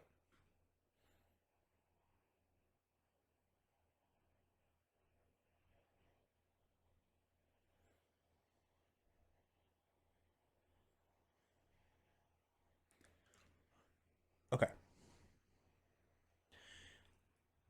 If Jack goes first, I'm thinking we get a resource, we drop a fingerprint kit, and we use the fingerprint kit to just clear out some of these things. So that'd be resource, fingerprint kit. Actually, you know what? It may actually be better to no. We're testing a 6 to a 4, which is not great. So I think, yeah, we play resource, fingerprint kit, investigate, and we stay at the same location, which is a little unfortunate, meaning that it doesn't really matter if Jim goes first or second.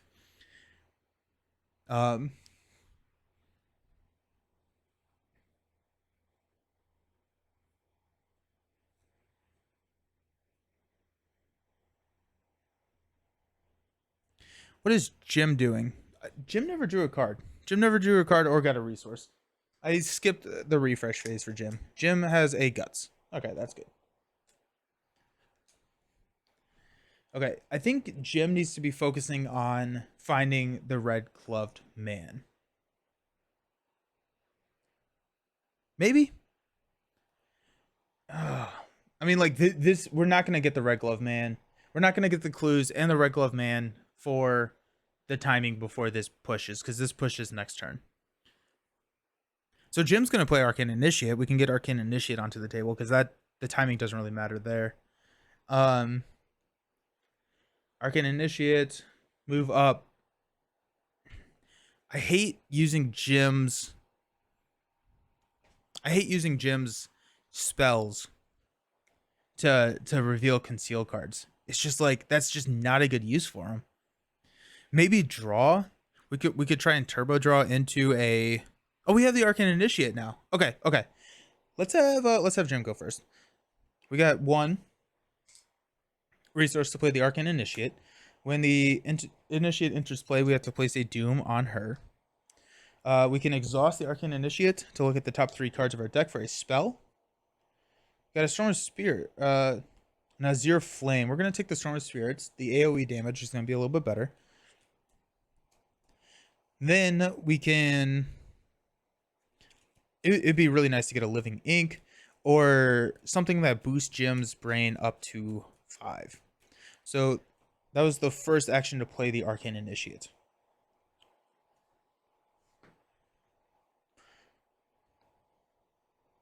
We could also start to load up the Claret Knight, because we can add up to 3 resources and then transfer those to Shriveling. I think that's more of a long game, and we don't necessarily need to be doing that right now. Lone Wolf actually does give us a resource, though.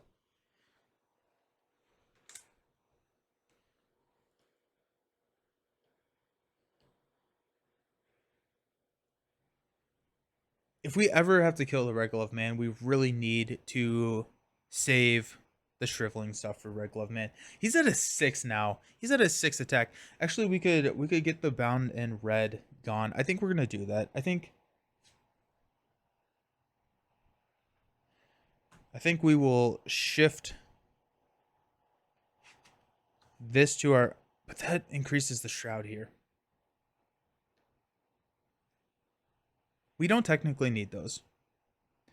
We're going to shift this to discard Bound in Red for our second action. And third action, we will get a resource so that we are set up to play Storm of Spirits next turn. Okay. Jack is going to get a resource for his first... Actually, no, we are going to reveal a token for Compulsion. Come on. Okay. So we don't have to compulse. That's gonna bite me in the butt. We will gain a resource for our first action. Second action, we will spend the resources to play Fingerprint Kit.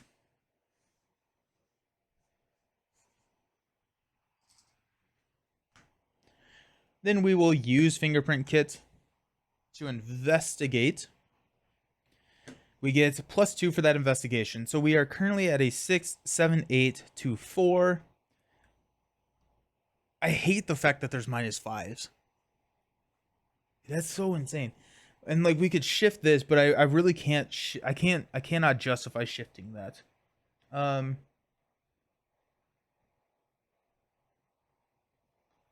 I think we have the Fingerprint Kit. It's such a huge opportunity cost.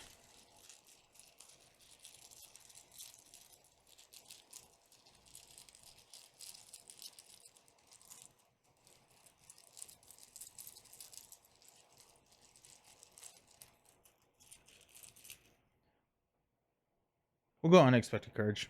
We'll go +2. Good call.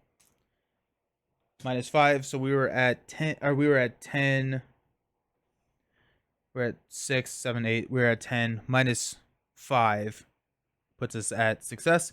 So we get a resource from Dr. Christopher, and we get a, well, we get both the clues.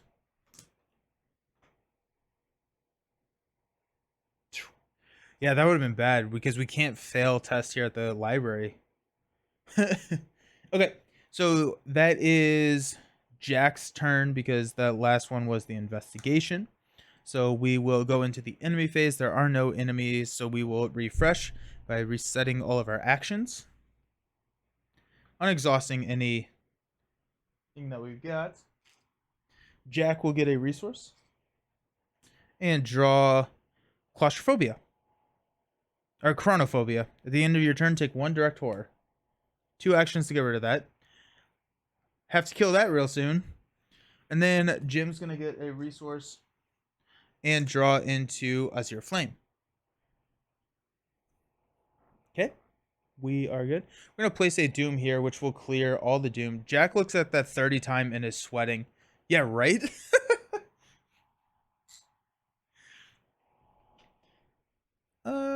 We are on agenda 1A, so we are going to go to the back. The current act is Secrets and Lies V1. Lateness of the paradimensional energy surrounds you, threatening to tear you apart. Each enemy shift each of their attached keys. Immediately resolve an additional enemy phase. Ugh. Then resume. That's horrendous. It's not too bad right now. That's horrendous. So it's going to shift keys, and this is now a 10. We got time. So shift, we place a, okay, so we place a Doom. We'll just place it on the agenda. No, we'll place it on the Arcane Initiate. Because then if we can kill off the Arcane Initiate, we're good.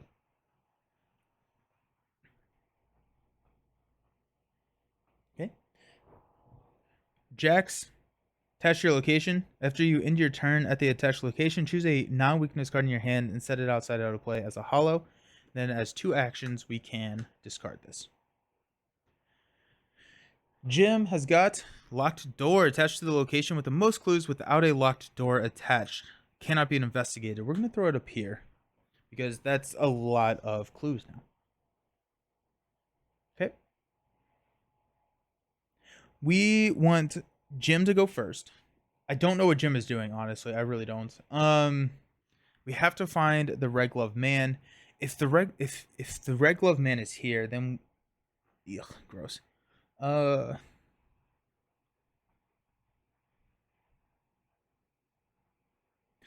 We have a lot of time. We have 10, I guess 9 with the Arcane Initiate with 1 Doom on her, but we have a lot of time to. Actually, I have no clue if that's true because we have a lot of these. We may not have time at all. But I think I want Jack to move here, meaning that I want Jim to go first so that Lone Wolf can trigger because we're gonna need money, and I think Jim's gonna come up here, or we could actually have Jim come over here to just in case we need to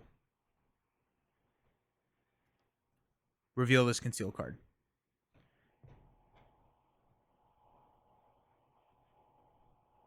If each investigator at the same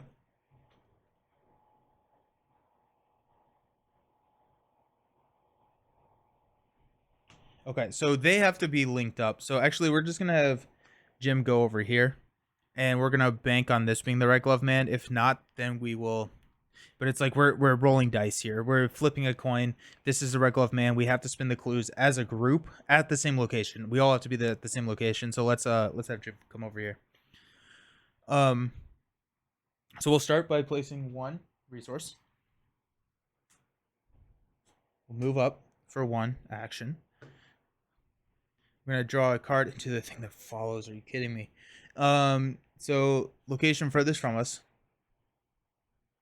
It's our second action. And I guess we should have Arcane Initiate first. That was dumb on my part, but here we are.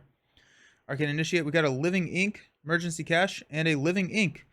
Should have drawn first. I want the Living Ink. Oh, geez. Okay.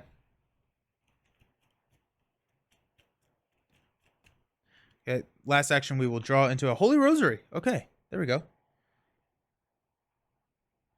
So we have the Holy Rosary that we can play next turn. Now, Jack is going to reveal a token. If we reveal a bad token, then we are going to be in trouble. We are in trouble. So we have to spend the first 2 actions to discard this. And then we will take a whore at the end of our round. So we're going to move here, though, just to avoid this. For my last action, we take 1 direct whore. And we are going to get a resource.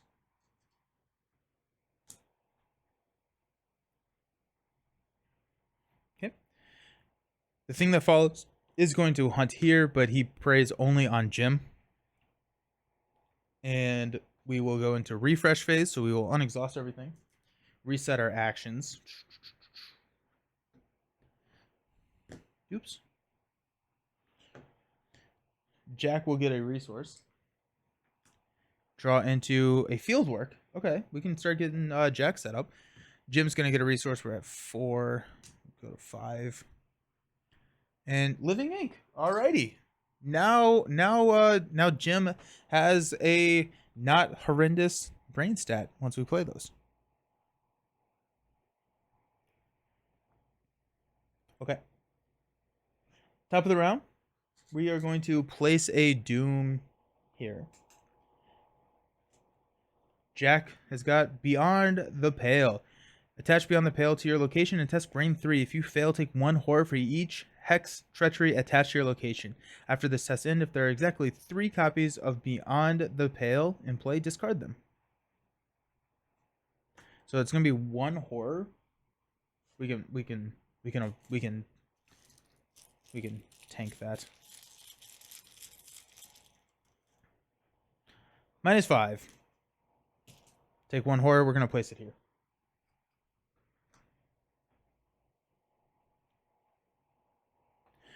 Jim's card is compulsion. Cool. Now Jim is compulsed. We're gonna have Jim go first because Lone Wolf can trigger 1 more time. So let's go ahead and do that. Jim will go. Lone Wolf starts. We get a resource. First action. Boom. We're gonna spend 2 of these resources to play Holy Rosary. Actually, hold on. First up, we have to compulsion. We have to compulsion ourselves. Okay, we're good. So, first action, we got a Holy Rosary. Second action, we will play a Living Ink. And third action, Living Ink comes in with 3 charges.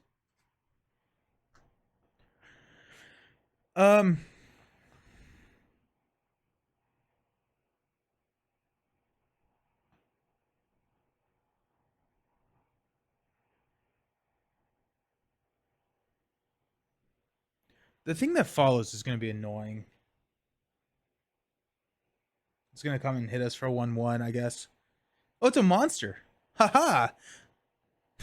So we can use Desai to kill that thing. That's awesome. That works out pretty well. We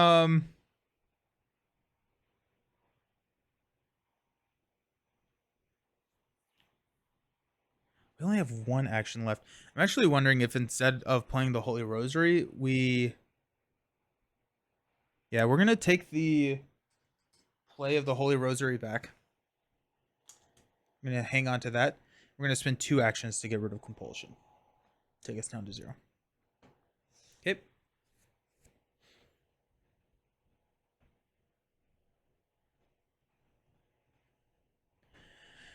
So now it is Jack's turn.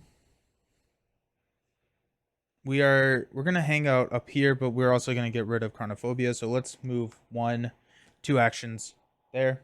Oh, that's the wrong discard pile. And we actually may, well, let's just draw cards. Let's draw cards. We got Backstab. The reason that we're drawing cards is I want the whip. The whip adds to Jack's versatility. We can either evade or start dealing some damage, and it's just really solid for Jack. And also it keeps him above the threshold for higher education.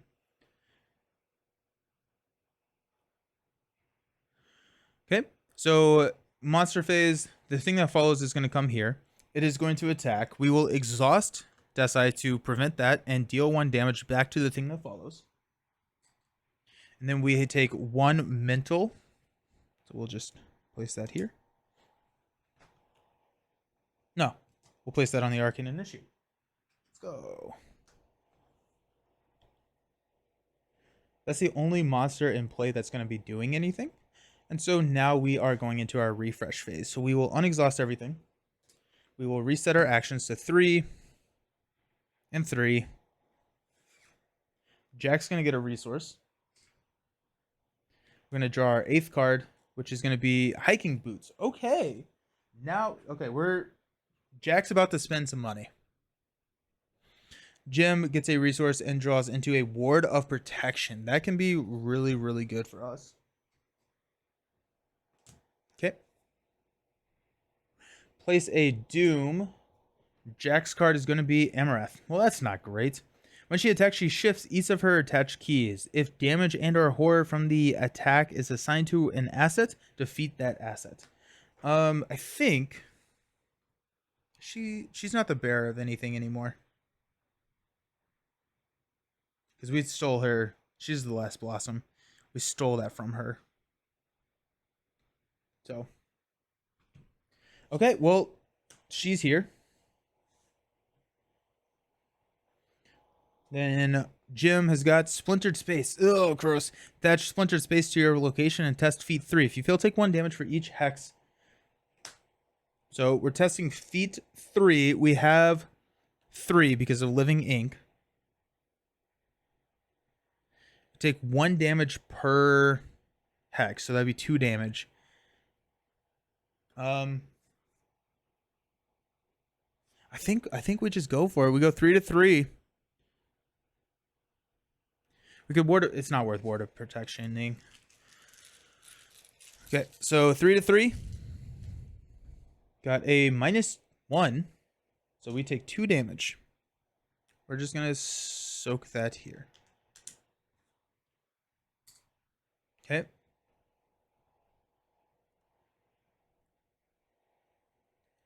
It is our turn. We are going to, yeah, okay. So we're gonna have Jim go first, just so we can get Amaranth. And what we're gonna do is we are going to spend our first action to engage Amaranth. At that point, the thing that follows is going to make a attack of opportunity. We will exhaust Desai. Cancel 1 of that damage and deal 1 damage back to the attacking enemy, which is enough to kill him. Whenever we defeat him, we shuffle him into the bear's deck. And then we're going to place 1 horror on... I don't like any of these. I guess Jim? We're in a lot of trouble. We're just taking too much damage. Now Amaranth is attached to us.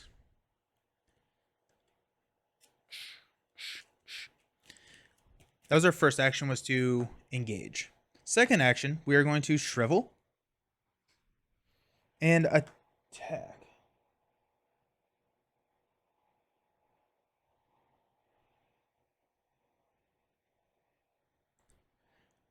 And okay, so we're at 4. We are going to remove a counter from living ink, so we get the +1 there. So we are at 5, 6, 7, 8 to 4. I'm going to commit a guts because I don't want to not succeed here. And I've drawn way too many of those cultist. 0. Okay, we would have been fine. So that's enough to kill Amaranth because it deals +2 damage. So guts triggers, we get to draw into Inspector Flint. I think I was supposed to have him. Yeah, because we added him to our deck, and then last scenario, he just did not count towards the ally limit. So we have Inspector Flint now. That was my second action. My third action, I'm going to spend 2 to play the Holy Rosary. Sweet.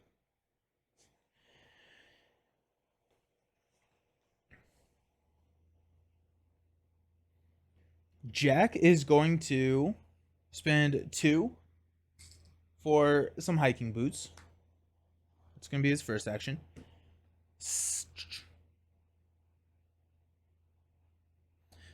You know what, actually? Yeah, we're going to do the hiking boots.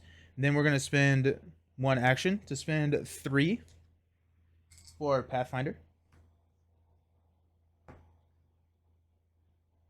Then we are going to spend fingerprint kits. We are going to investigate at +2. We are at 4, 5, 6, 7, 8 to 3. So we should be good there. We are going for clues. So skull is a -1. So we are good. We get these clues. And then we get a resource for Dr. Christopher successfully investigating. That was my last action, so we cannot reveal the conceal card here, but I think I'm okay with that.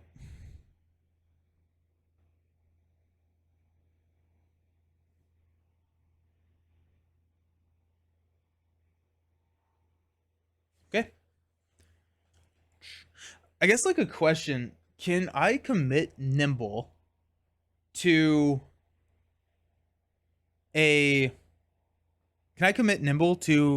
a skill test that does not require feat, or do you have to have the associated icons in order to commit the card? Like, can I commit Nimble? It doesn't add to the skill test, but it does trigger. If I succeed, I can move to a connecting location. Regardless, Jack is going to exhaust Pathfinder for a free action to move down here, and then we will end our turn. I guess we could also do hiking boots.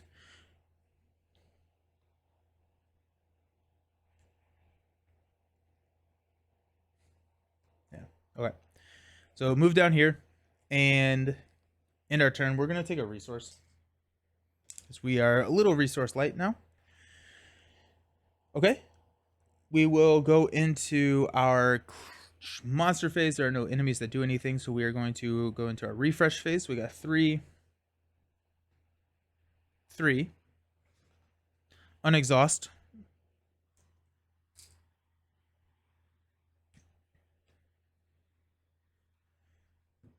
resource, draw into a perception, 2, 4, 6, 7, and then Jim is going to get a resource and draw into unexpected courage. We're kind of ready to take on the Red Glove Man at this point. Yeah.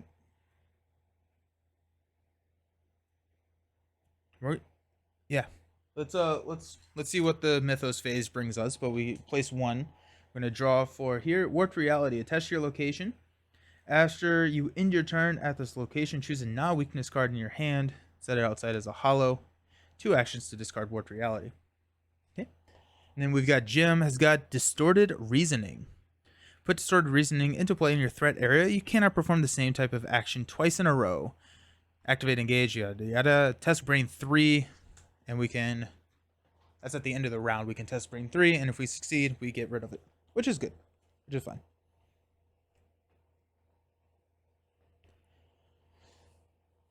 Okay. I'm thinking we have Jim just blast the living heck out of this thing. Maybe, oh, jeez. It would just, it makes so much more sense to have Jack try and, yeah. But that means that Jim's not doing much. Jim has a lot of resources, so I don't think that it actually makes that much sense to have Jim go first just to trigger Lone Wolf. So what I think I need to do is we're gonna have Jack go first. We're going to Pathfinder our way up here, and we will investigate the 3. We'll investigate the 3.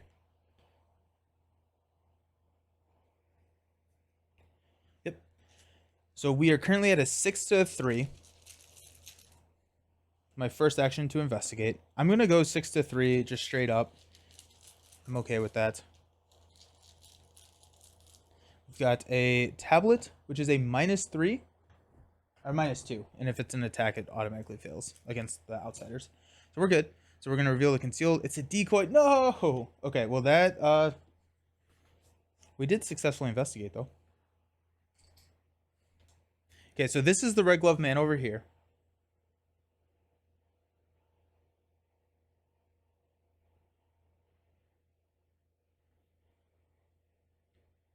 We could go 1-2. We have to break down the door. I think we will. I think we'll go 1-2.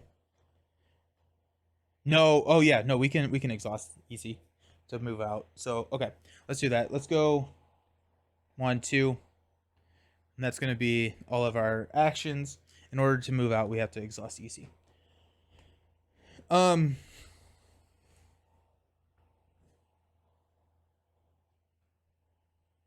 Ending our turn.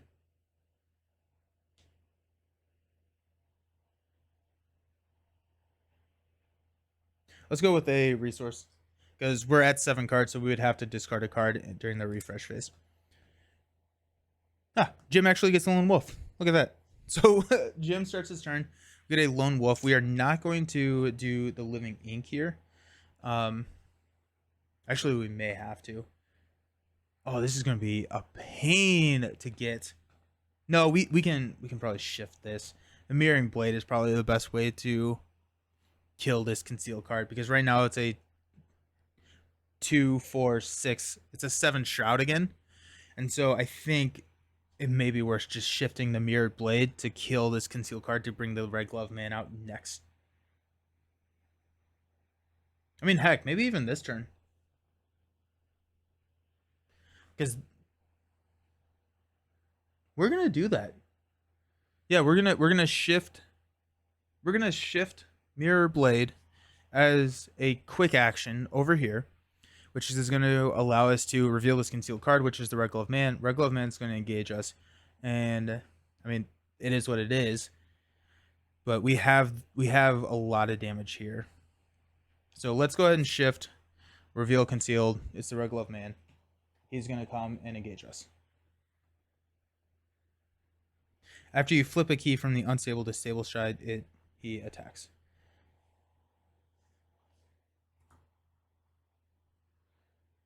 Oh, I can't take the same action twice in a row. That's fine. That's fine, actually, for Jim, because we'll move. It's the Red Glove Man. Ah, we'll move. We will. We can't take the same action twice in a row. We're not doing Living Ink, by the way. We're gonna leave that as it is.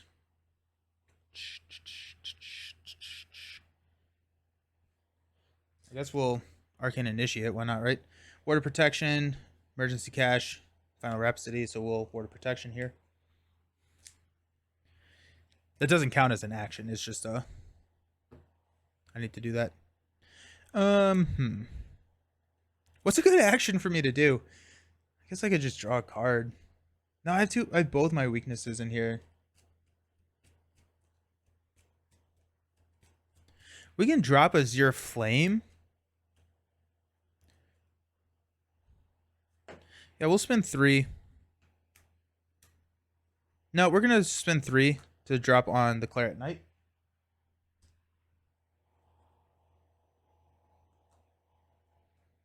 So we can fill up Shriveling next turn.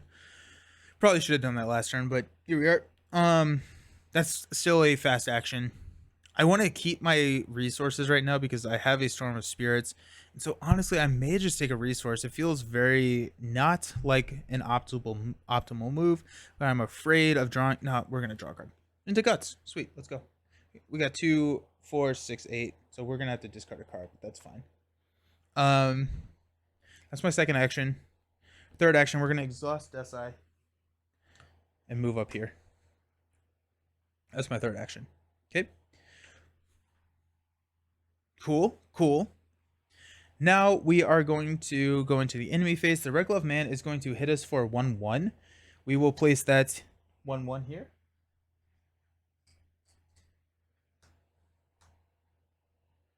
Then we will go through our refresh phase. So we will unexhaust everything. We exhausted a lot of stuff that turn.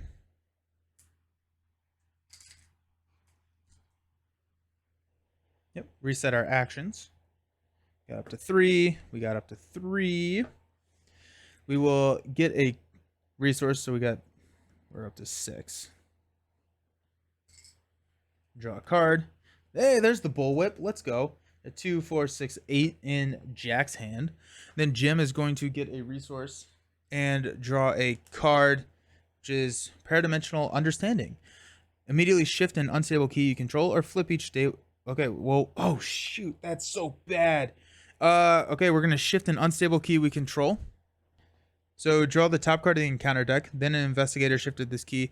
Is it considered that an investigator? I don't think it is. I think exhausting this many cards in a turn must be exhausting.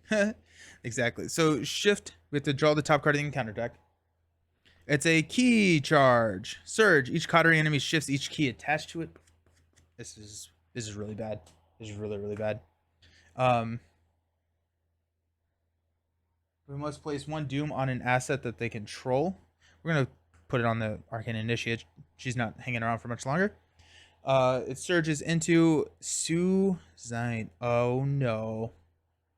Okay, well, she's engaged with Jim now.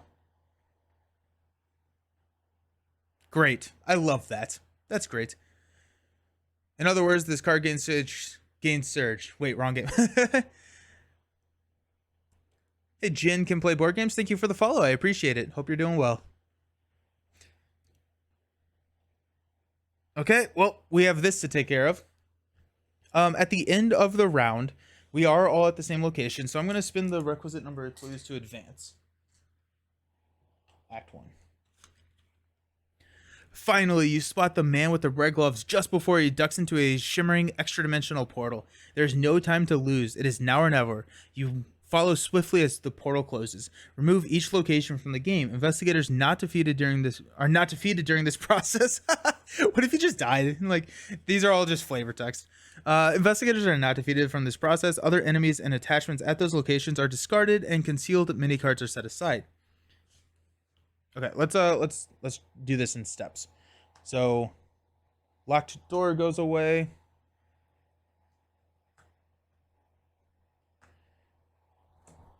All of these go away. All of these go away.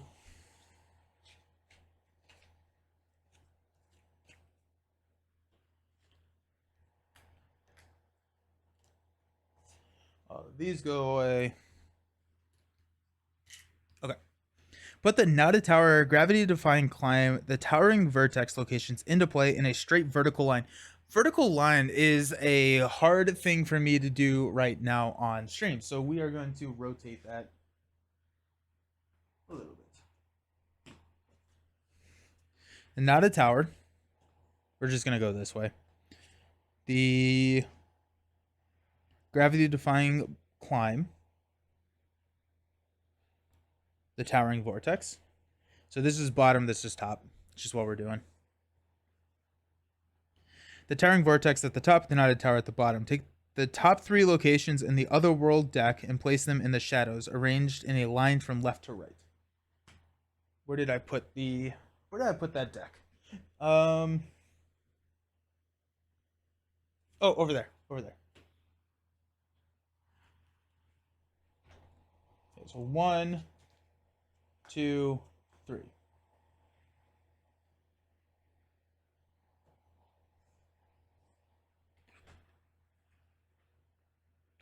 Take the 3 City of Remnants mini cards, shuffle them face down, arrange them around the knotted tower as follows. City of Remnants.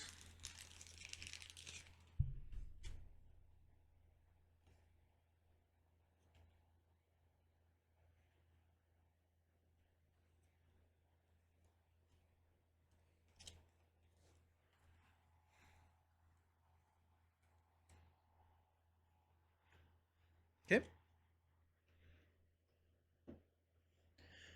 Shuffle them face down, arrange them one to its left, one to its right, and one below. Okay. Place each investigator at the knotted tower and the red-gloved man enemy at the towering vertex. Oh, sweet. So he's gone. And then we are here. Remove the encounter deck and the encounter discard pile from the game, replacing them with the second encounter deck. No, we almost got rid of Sun Tzu. Oh no, that would have been great. Oh, and she has a key. I need to find the key. Dang. Oh, actually, I think I know. I think that's not Dead Heat, not Dogs of War, not Ice. Yeah, here it is. It's gonna be in this one. Yeah. Shift, each investigator loses 1 action, or if it's not their turn, loses 1 action during the next turn. Okay. And then we get the new encounter deck.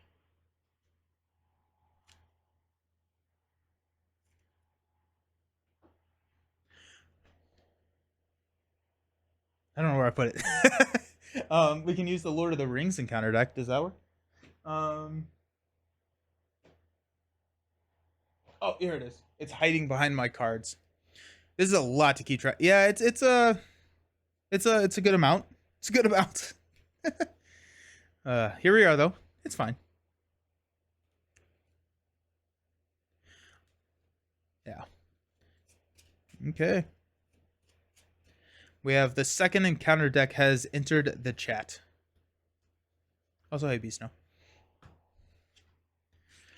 Okay. Locations and concealed mini cards cannot be placed adjacent to tower locations. Okay. Find a way to the tower where the infiltrator lies in wait. If an investigator enters the gravity-defying climb, advance. These are connected, but the gate to the gravity-defying climb is sealed and forgotten. As an additional cost to enter the climb, investigators have to spend 8 clues. Ouch. Okay. Well, good thing we have the fingerprint kit. Hopefully that's going to be good enough.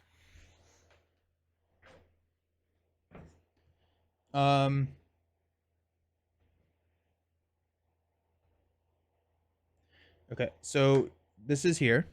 Shroud of 6. Forced, when a concealed minicard around the towering Why is it a Shroud of 6? That is too much. That's too much.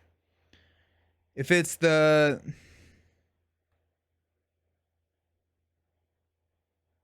I think I missed something. Come to think of it, I wonder what the big Lovecraftian got at the end of this. Or if there is any at all. I think I messed up. Somehow. Because, okay. So this says... Or maybe we're adding other cards. Okay. We'll do that. When a concealed minicard around the towering vertex is exposed, if it is a Nemesis card, deal the Mimtech Nemesis 3 damage, then flip all concealed minicards face down and shuffle them. Decoy remains in play exposed. City of Remnants. When you expose this location, if it's the left position in the shadow, take 1 damage. Middle, choose a non-weakness card in your hand and set it aside as a hollow. If it's on the right, take 1 horror. Ugh. Okay. And I'm going to reread the rules behind this because I think I am upset that this is a 6. That is frustrating. It's right. We have to use a 6-3. We have to succeed a 6 3 times. So it was on 57, I think. Yeah.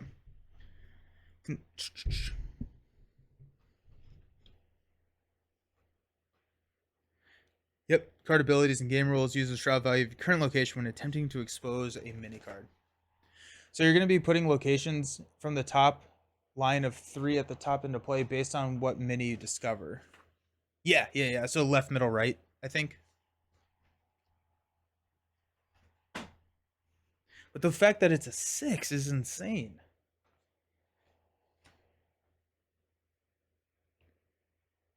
Okay.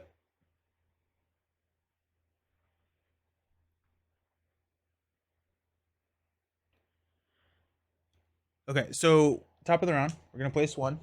Jack's card is Memory Variant. Put it into play next to the agenda deck. After an event is played, instead of discarding it, set it outside out of play as a hollow. Test Brain 4. If you succeed, discard Memory Variant. Any investigator may trigger this ability. Then Gems is Destined Voices. You cannot play assets or events. Oh, wait, shoot. I was supposed to do this. Oh, I did. I'm going to test Brain 3. Brain 3, we are at... We did not use Living Ink last time, so we're at 5. Minus 3. We did not pass. Okay, so that's still hanging out here.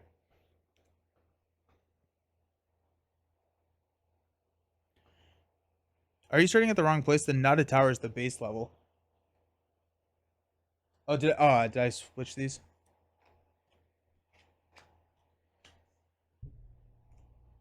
Okay, that makes it a lot better then. Did I get those flipped?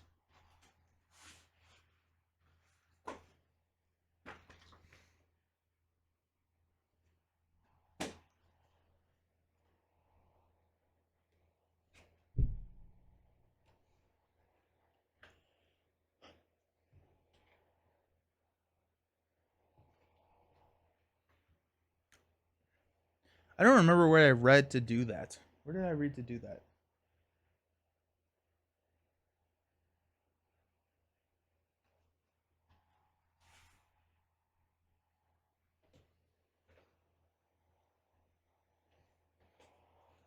Oh, here we are. Not a... Okay, so... Okay, yeah.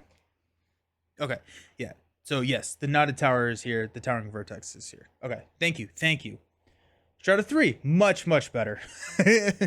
After a location is placed adjacent to the knotted tower, move to that location. That is much better. Thank you so very much. I was just like, that's insane. Okay. Cannot play assets or events. Test Brain 4 to discard that. I think Jim is going to look at...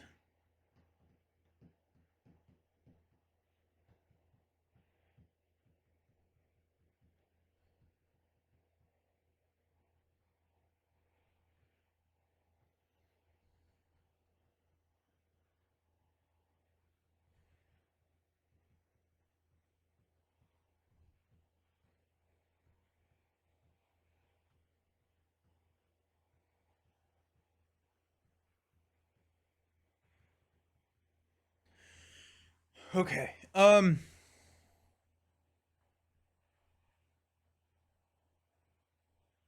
think we're going to have Jack go first. First action, or actually it's not an action. We're going to play our trusty Bullwhip. We're going to return the magnifying glass to our hand. We're going to play the trusty Bullwhip.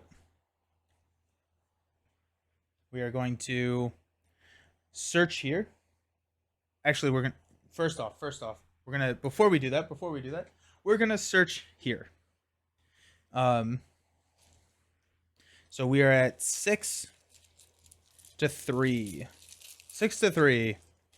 Get a +1. Let's go. Alrighty. So we will do this one. That's the right. It's... Oh, nice. We reveal this. Increase the difficulty to fight or evade each concealed minicard at rambling route by 2. Spend X resources to choose a concealed minicard adjacent to X, looking away to look at its revealed side.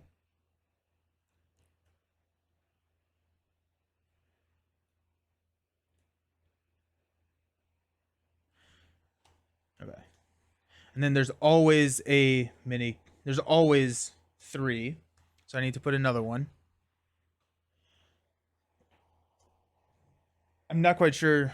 Do I resolve the conceal keyword at this point? I assume so. Yeah, that would make sense. I would do a conceal card. So it's concealed 1.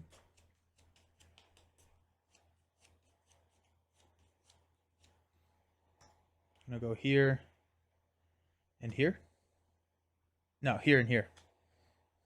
Oh wait, actually I cannot place conceal cards next to tower locations. So here and here. Okay. As a reaction to discovering that,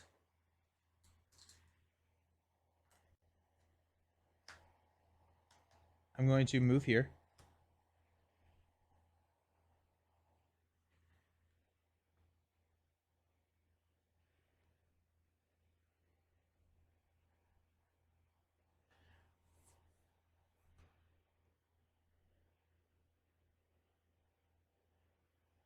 I'm trying to figure out if Jim wants to follow that reaction as well. Like, do we have Jim hop down here? I think so. Because Jim's not doing anything. Jim is straight up not doing anything. Because I can't use the spells to reveal conceal cards. That's just ineffective and not good. That being said, we're gonna do it. We're gonna hop down here. He can go 3 to 2 if he wants to. It's not great, but here we are. That was the first action.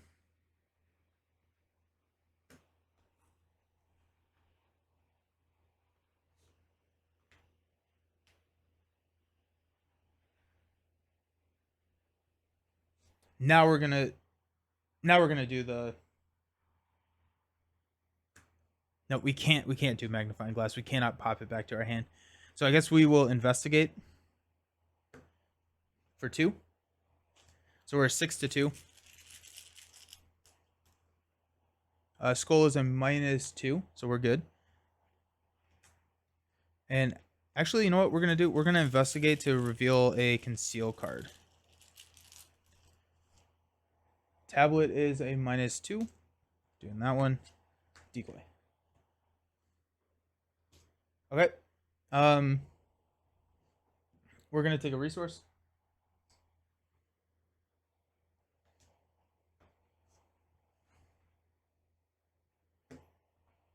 We successfully investigated what, twice? Yeah. Um,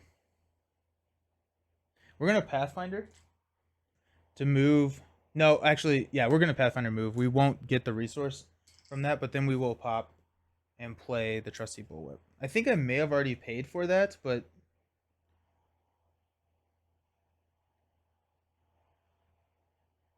I need more hand slots.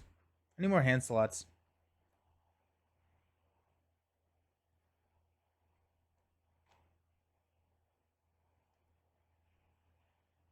I want to keep the trusty bullwhip. The magnifying glass is staying here.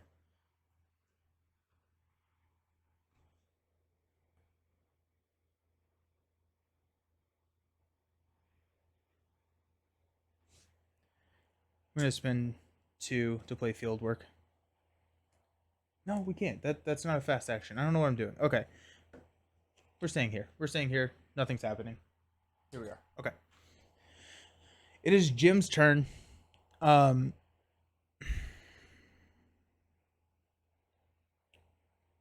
it's just, oh, Jim has, hey, we can do something. Okay, let's go ahead and shrivel and attack here. We will remove a living ink. So we are at 1, 2, 6, 9 to 4. So that protects us against the cultist. So 9 to 4. And she will shift her keys. If we succeed, we -2, so we succeed. When you succeed at a skill test by 2 or more when fighting or attempting to evade, she shifts each of her keys. So we lose an action. So we're down to 1. But then that does deal enough damage because it deals +2 damage. We will exhaust here to move 3 charges over to shriveling. Arcane Initiate will take a look. Azure Flame, Unexpected Courage, the thing that follows. Take the flame.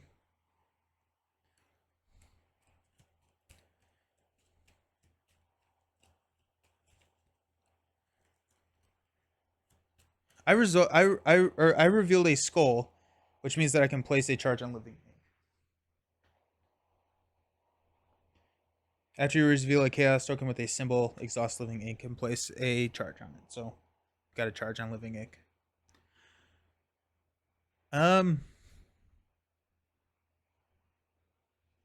Honestly, we could. No, we may actually shift this key. If we shift, oh no, we're gonna do this. We're gonna test brain 4. We're gonna test brain 4. So we're at 6 to 4. Ugh. I guess we will unexpected courage here to go 8 to 4. We got a -1, so we are good. We were discarding a card regardless. We got 2, 4, 6. We're actually, yeah, we're still gonna discard a card, so might as well use it. And that is gone. Okay, so that was my last turn. Go into enemy phase. It's not hunting. It's not doing anything. We will reset, unexhaust.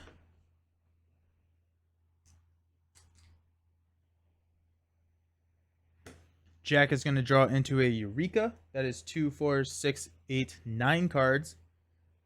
So we're going to discard a Scout Ahead. Jim is going to get a resource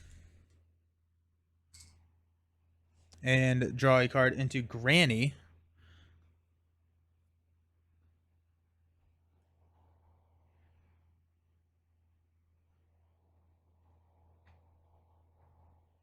We need to discard a card. We're going to discard Azure Flame Mainly, we have shriveling, and we have a way to just recharge shriveling the entire time.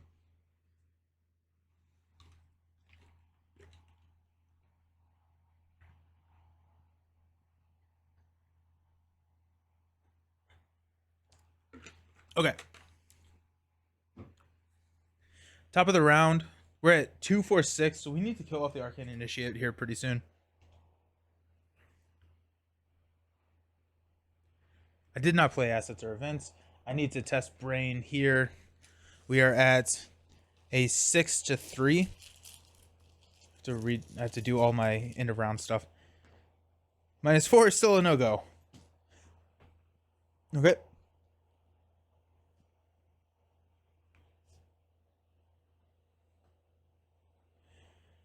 So we're at 7. We're going to draw a card for Jack. Got a Paradigm Effacer, Aloof and Hunter. After you end your turn at the Effacer's location, look at the top card of your deck. If it's not a weakness, set aside out of the play of hollow, then you fill 3 or more set aside hollows. He attacks you. He's aloof, though. Jim has the Substance Dissimulation. For each set aside hollow you own, if there are 1 or more copies of that hollow in your play area or hand, choose those copies. Discard those copies and take 1 damage or horror. No cards are discarded by this effect. Choose a non-weakness card you control in your hand or play area and set aside out of play as a hollow. We're gonna do Azure Flame. The hollows are just gonna be up here. They're off camera, so I apologize for that. But I'm running out of room. Okay.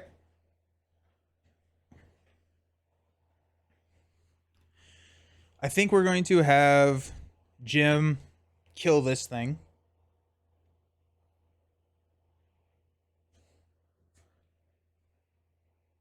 If this is the right position, so we would take a horror when we reveal that. I don't think I am. Well, I guess Christopher could soak it.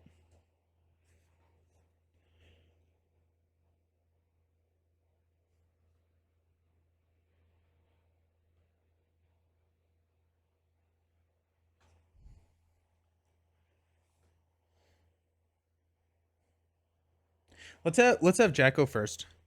Jim can get a resource if Jack goes first. So we'll have Jack. We're not engaged with an enemy, so let's Pathfinder up here.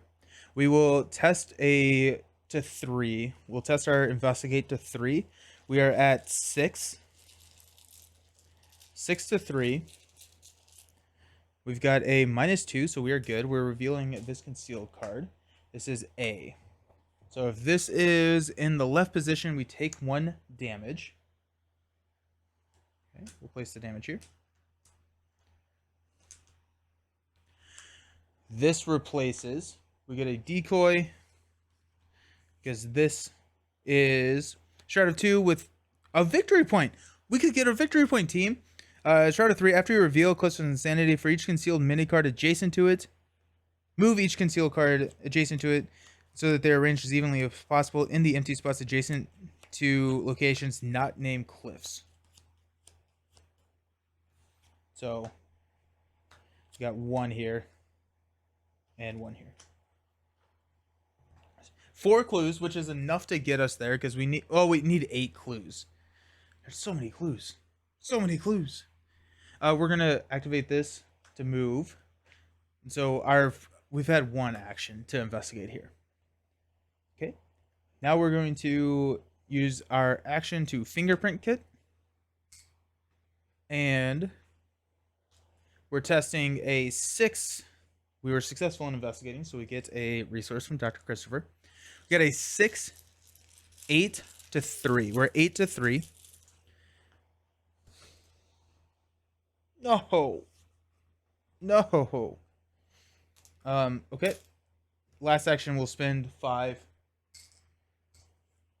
to play fingerprint kit.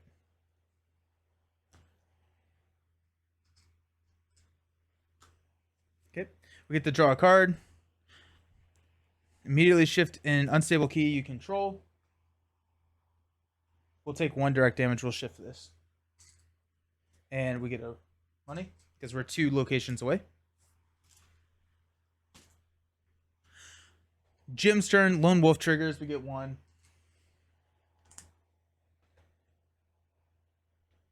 Funny enough, this is a monster, so we could ping it away eventually, but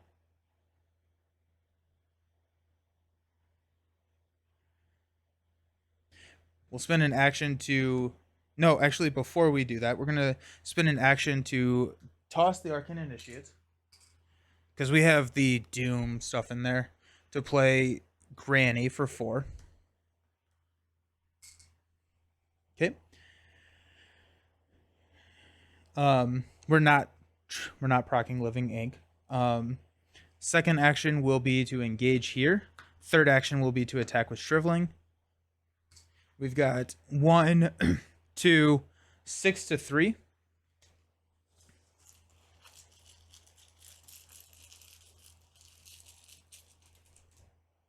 Zero. Deals 3 damage. We're good. I have no idea if I've been taking the horror or not. Here we are. Okay. We will... No enemies that do anything. We will ready. Draw. We got Nimble. We got 2, 4, 6, 8 cards for Jack and a resource. Jim's going to draw into Alchemical Transmutation. Does not need that. 2, 4, 6, 7. And get a resource. And we're going to place 6 up here. Jack is going to take Secrets Lost. Test Brain 3. For each point you fail, choose a non-weakness card in your hand and set it aside out of play as a hollow. Pass. Let's do... Testing Brain 3. Let's spend 2 resources to go to a Brain 5. Let's play Eureka for a Brain 6 to 3.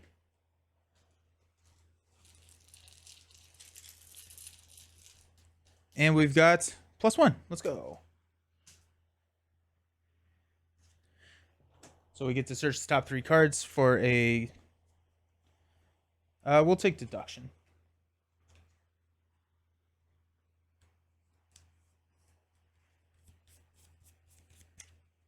Okay. Jim's card is going to be another one of these. For each set aside hollow you own.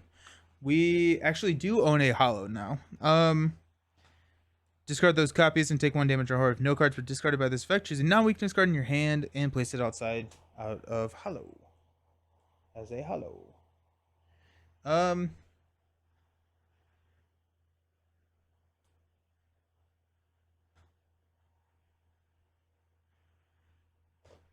Go Alchemical Transmutation. Don't need that one.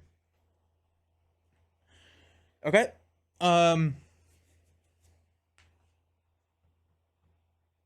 So this is 4, 5. We're gonna need more. We need more clues at some point. Let's go ahead and have Jack go.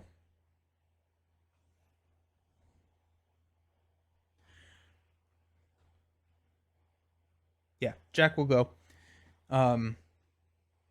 Action 1, we'll fingerprint it. So we are at 4, 5, 6, 7, 8 to 3. Cultist is a -5. We do pass. So we discover 2 additional clues. So that's going to be 3 clues. Christopher's going to proc. You get 1.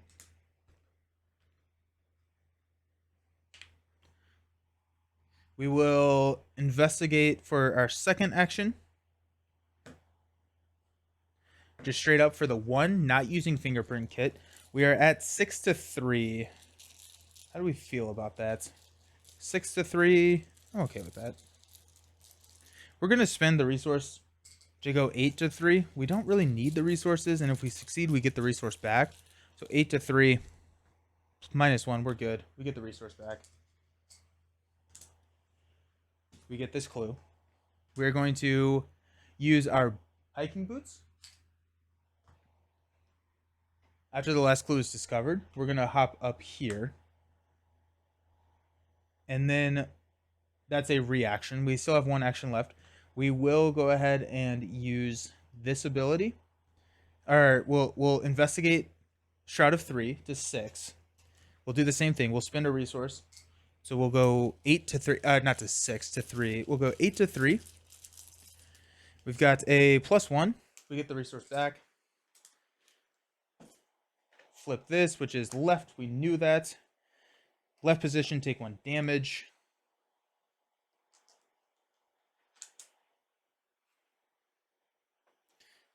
This says 2 clues. Increase the difficulty to fight or evade each concealed mini card by 2. What is this? Forced. Yeah, okay. Spend X resources, choose a concealed mini card to a location X away to look at its revealed size without exposing it. Okay, let's shift these down. This is getting to be a table hog. Concealed 1 triggers. So fortunately, okay, so what we're gonna do, I go here, and that's on that right side there. That has 2 clues. We have 5, 6, 7, 8, so we don't need to spend our time revealing anymore if we just get these clues. So that was the reaction there to move. So I investigate. We hiking boost up here. We investigated, and then reaction. So we're out of stuff there. Okay, Jim's turn. Jim is not doing much. He could go for this clue. That could be insane. How funny would that be? Lone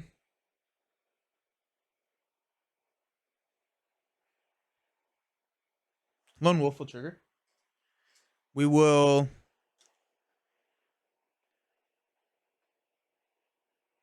exhaust the knight to move 3. We're just gonna keep shriveling around forever.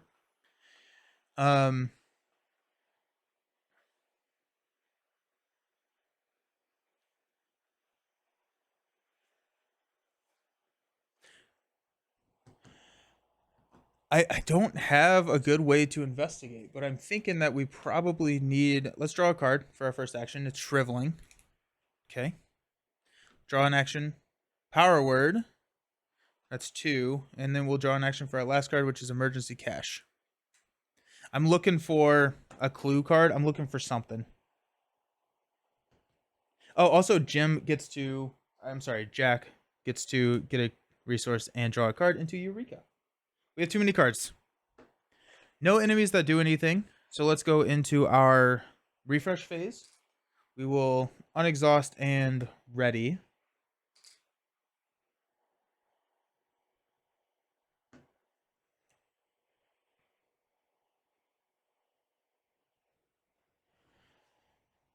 Jack's going to get a resource and draw a card into deduction. So we have 2, 4, 6, 8, 10 cards. So we have to discard 2 cards. Let's discard Nimble. Let's discard the 2 Nimbles. Actually, let's discard. Yeah, let's discard the 2 Nimbles. Then we've got Jim gets a resource and draws a card into the thing that follows. Great. That's going to be here. And we've got 2, 4, 6, 8, 9. We've got a card that we need to toss. And it's going to be emergency cash. We don't need the emergency cash right now. Okay. Top of the round, we're going to place a Doom. These are also very long scenarios. So it like I typically expect Arkham like games to be around an hour and an hour and a half, and for like a stream around 2 hours. I don't think we've had a sub 3 hour stream, and every single scenario feels like it takes a long time, which is fine. I just was not expecting that. But I mean, we've been playing this scenario for an hour and 40 minutes. Okay. So we placed one here. Jack's card is going to be Otherworldly Mimic, Aloof, and Hunter.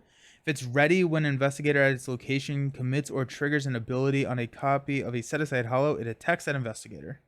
This is going to be great for a power word, because we can start healing horror. Okay.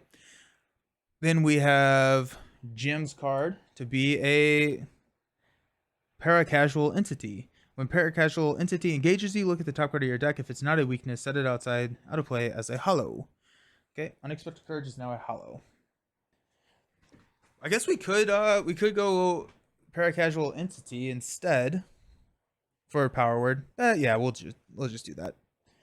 Maybe we can have multiple power words out here.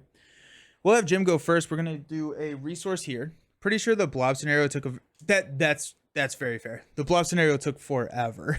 We're gonna use 3 resources to attach power word to the paracasual entity. Okay. We will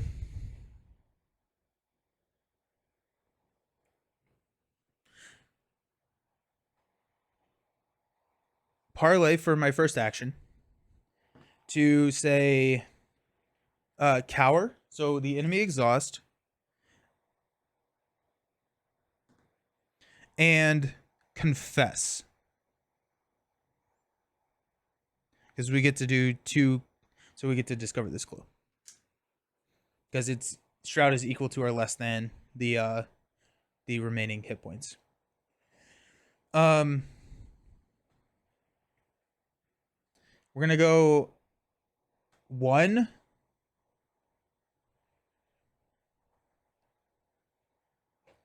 to move there.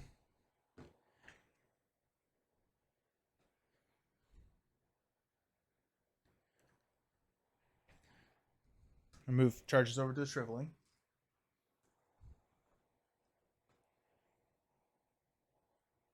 We're not living inking, by the way.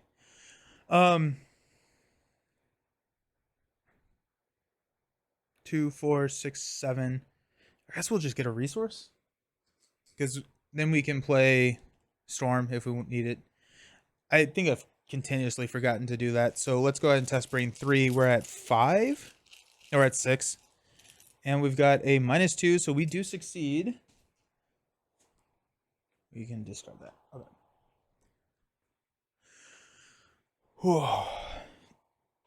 Okay, so that's Jim's turn. Jack's turn is going to investigate here.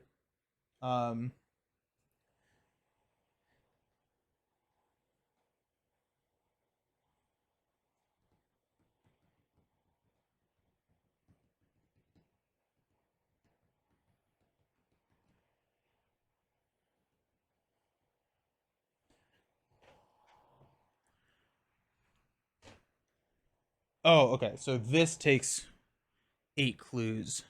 We have 1.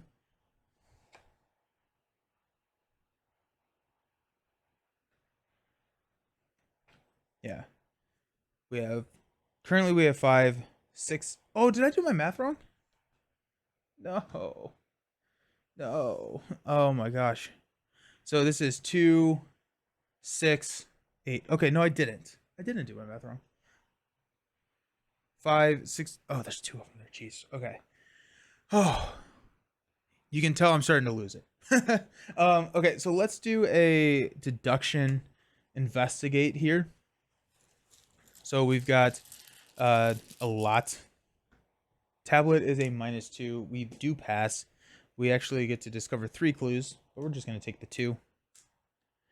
We're going to hiking boots to come over here. We will spend the clues. 3, 6, 8 clues to Pathfinder up here. So this is forced. When a concealed minicard around gravity-defying climb is exposed, if it is the next sequence listed on the towering vertex, it remains in play, is exposed. Any other minicard, flip it, and with each other concealed minicard face down. Okay. We are here.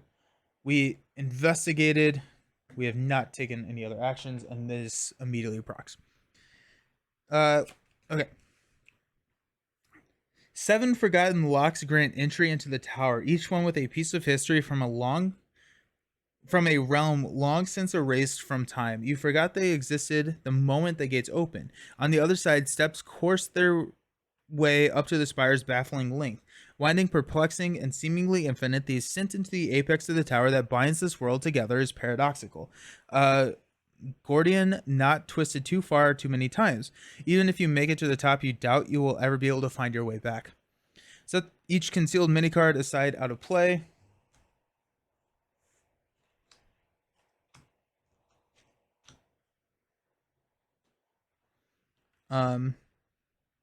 Remove each copy of City of Remnants in the shadows and remainder of. Okay, so remove each copy of City of Remnants from the shadows and remainder of the Otherworld deck from the game. Take 3 City of Remnants mini cards and 2 decoys, shuffling them face down and arranging them around gratifying. Okay. I don't think I understand exactly how that's supposed to work. I put those on the top of this. Yeah, okay. 2D toys, these.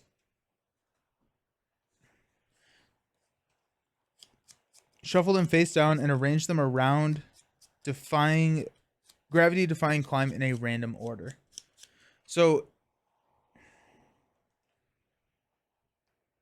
I guess we have yet another. This board is huge game. Yeah, it's kind of intense. We're gonna just go here, and we're just gonna start making some room here for us. Okay, so can you have more than one card adjacent to it? Back to page 57.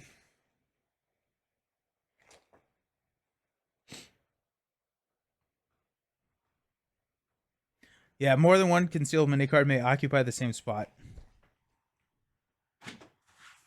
Okay, so I guess we'll go here. Ah, heck, this is more room up here. Okay. A terrible feeling of vertigo washes over you as you begin to scale the Cyclopean steps. Only one way to go now. Objective ascend. If an investigator enters the towering vertex, advance. And I need to reread this. So when a concealed minicard around here is exposed, if it is the next sequence listed on the towering vertex, it remains in play, exposed, and you can expose another concealed minicard. I don't understand that. The towering vertex is here. Okay. The Red Glove Man cannot be defeated. The way to the towering vertex is impossibly perplexing. In order for an investigator to enter the towering vertex, a concealed minicard around gravity-defying climb must be exposed in the following sequence. LMR. That I don't think I like that. So we're just randomly picking these, and we have to remember where they are. So best case scenario is 3 actions. Worst case scenario, it is 2, 4, 5, 6, 7, 8 actions. So you have to succeed a Shroud of 4 8 times. Or could we like Storm of Swords? I have no idea if that works.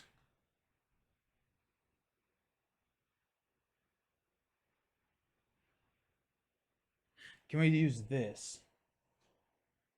Spend X resources, choose a concealed mini card adjacent X connections away. That'd be 1, 2.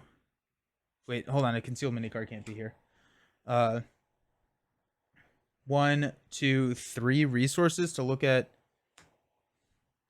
It's like, I think it's probably just best to go for it. Okay. Okay.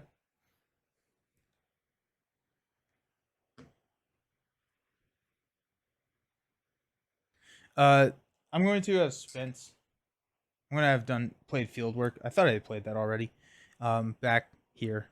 So we will then investigate this card. Okay. So we're exhausting field work. So we're going to 4, 5, 6, 7, 8 to 4. It's a 0. This is M.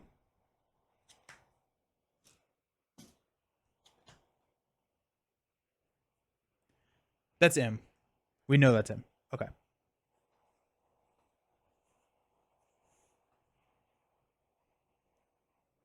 That was my last free action. So let's enemy phase. This thing is exhausted, so it doesn't do any. Oh, this thing hunts. It's down here now, I think. So let's go ahead and ready up.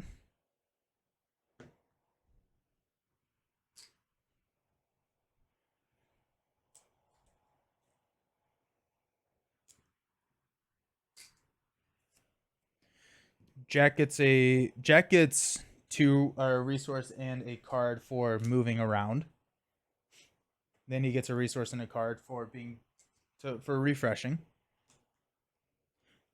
You got slip away. Got 2, 4, 6, 8 cards, so we're good there. Jim's gonna get a resource. Give me another copy of Power Word. I would love that. A test of will. So we have 2 copies of Power Word in these bottom cards. Just like, that's a little sad. Because Power Word is like the entire thing that Jim does. And then this enemy is over here now.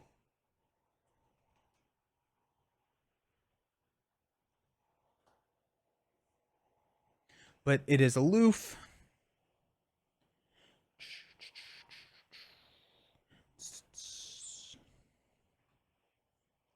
Okay, so we're going to place 8 here.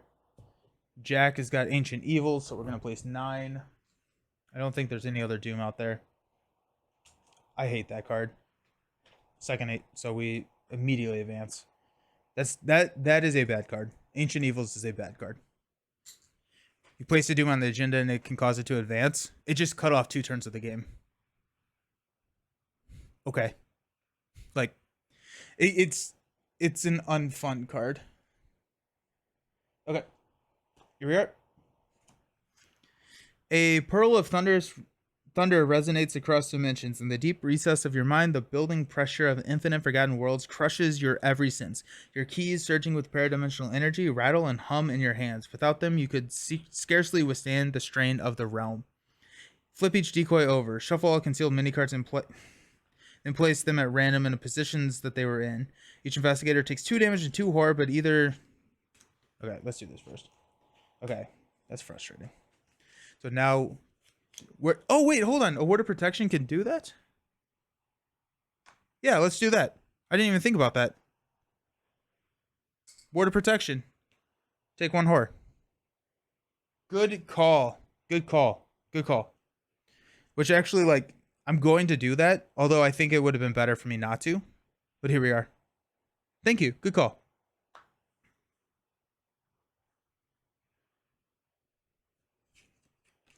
Hilarious.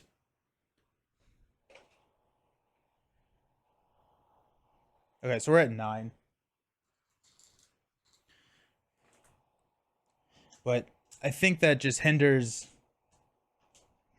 finding the next one. Right? Because if we reveal these mini cards, I know that I'm shuffling them now. But let's pretend like, because that would have been the correct tactical play. So we are going to do that and then be salty about it later. Where's M? So we know M is here. Oh yeah, I have water protection. For some reason I just did not think about that, but got 2 and 2. Alrighty.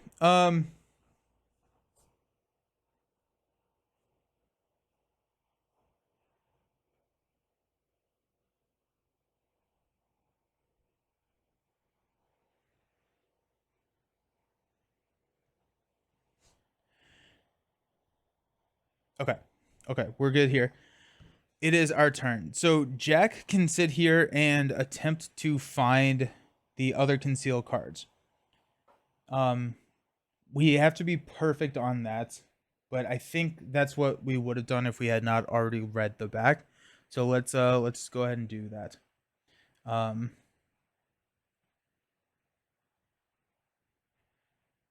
yeah, yeah, that's what we will do. Um,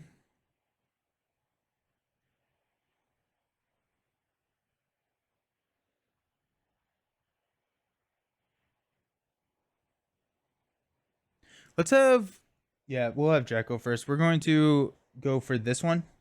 We're gonna go. What we got? 6 to 4. A 0. That's R. So this is. I guess Jim could technically do it. Let's. Where do we think? I guess we'll just go clockwise. There's no reason to randomize this one. So we'll go to that conceal card. 6 to 4. Skull is a -3. So we no deal. Okay. So that was 1, 2. Got one action left. Um,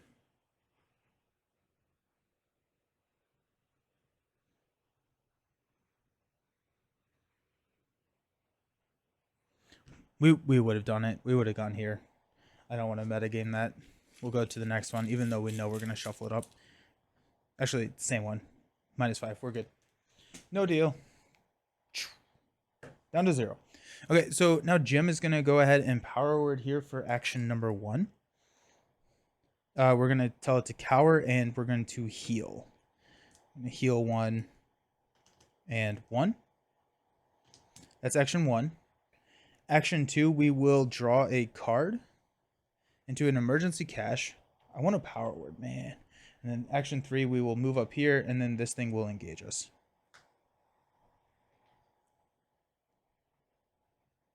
And that's our third. Okay.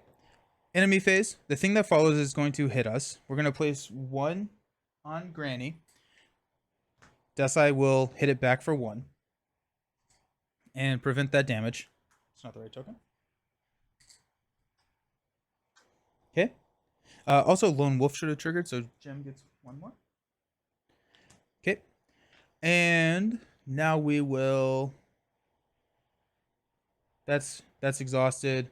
This thing is going to hunt up here. And... Cool. So we'll go to the unexhaust phase of the round. Reset our actions. I like how Jim's just like way over here. He's up there. Jack gets a card. Draws into backstab.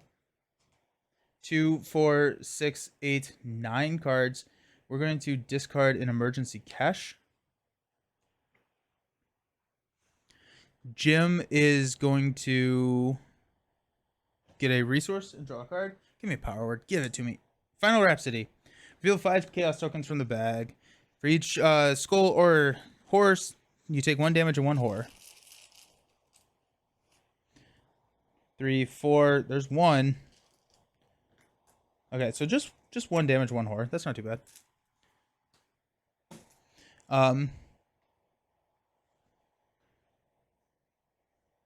We'll throw the damage on Desai. And we'll take the horror. Okay. Top of the round. Now we're going to place a Doom. And we're going to do what we just read. Okay. Flip each decoy over and shuffle them.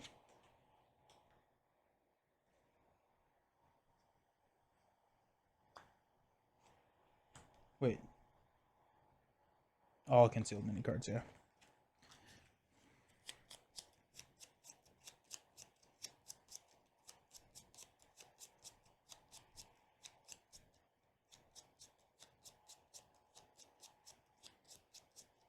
Okay. Actually, cards can't be there either, so it doesn't really matter the location. It's just they're all there now. Okay. Each investigator takes 2 damage and 2 horror, but may choose to one or neither. The shift and unstable key they control without flipping it to its stable side to cancel all the damage and horror. We are going to shift the last blossom. Oh wait, no, because then he attacks this. Never mind, don't do that. Flip any number of stable keys to the unstable side to cancel damage horror just dealt. I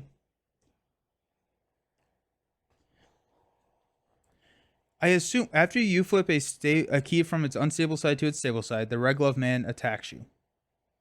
Then he shifts. Yeah, we're just. It doesn't say he has to be engaged. I think he just attacks you regardless. Does he? Or does he need to be engaged to attack you? I don't actually know what the ruling on that would be. Now the red gloves are off, I see.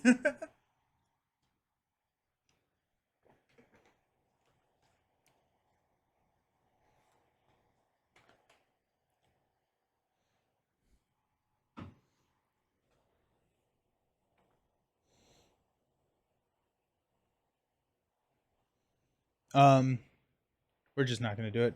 We're gonna take 2 damage and 2 horror. Ah, that's rough. That's really rough. But I mean, if we, it's honestly, if there's an X attack you, regardless of location cost, maybe the enemy attacks you. Yeah. Look at the top 3 cards of your deck. Draw one of those cards and shuffle. Nope, this is the unstable. Nearest investigator must place 1 doom on an asset they control.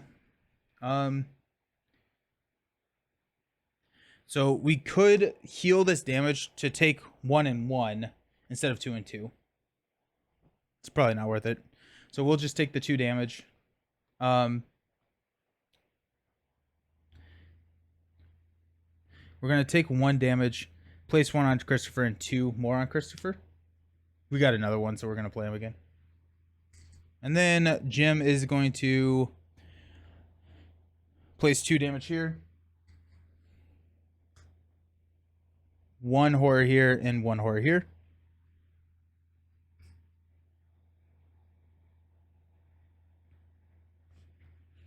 And we are here. So this threat, we lose at 7.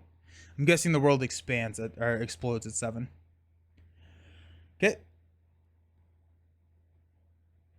Now, Jack draws a card, which is the Apocalyptic Prestige. When it enters play, each investigator chooses a non-weakness card they control in their hand or play area and sets it aside out of play as a hollow. That would be great for a power word, though. That'd be insane for a power word.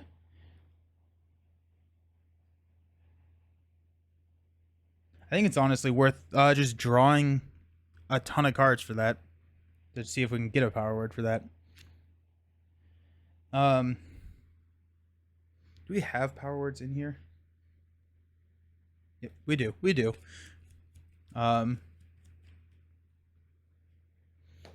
Okay. Each investigator chooses a non-weakness card they control in their hand or play area. We will do a slip away and a emergency cash for Jim. Okay. And then Jim's card is going to be Peril. You must decide flip each decoy over, shuffle all concealed mini cards in play, and then place them face down in random positions, or take one. We're going to shuffle. We're shuffling. They are already shuffled. We have no knowledge, just to save some time. We're going to do that. Okay. We're going to have Jim go first. We're going to draw a card. Clairvoyance. Hey, we can get clues now. Thing that follows is going to attack us. We will take one of that horror. Oh, wait, hold on. Oh, wait, hold up. First, we're going to power word. Because I don't want to take attacks from this guy, too. We're going to power word to exhaust and to heal. And we are going to heal Jim. A 1/1.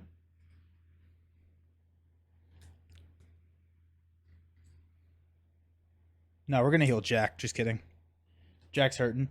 Power word, so that's action 1. Action 2 is to draw. We're going to take the damage. Then the thing that follows gets shuffled back into our deck. That I don't like the thing that follows. That's annoying. Um, we drew Clairvoyance. We draw one more card, and it's Holy Rosary. Still not a power word. Okay, so in we got 2, 4, 6. Two of these 6 cards are power words. Now we have to figure out what to do with this. Okay. There's 2 draws. We're not doing Living Ink.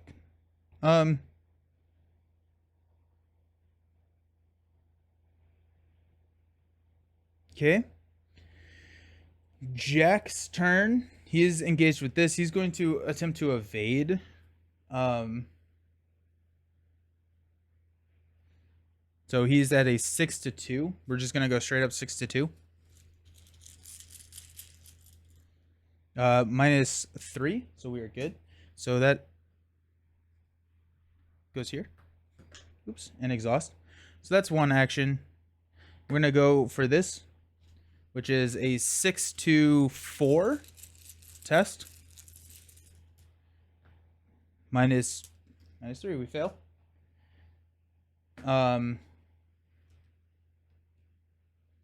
We're gonna spend a resource. I should have done that last time. 6-4 again. 0. Decoy.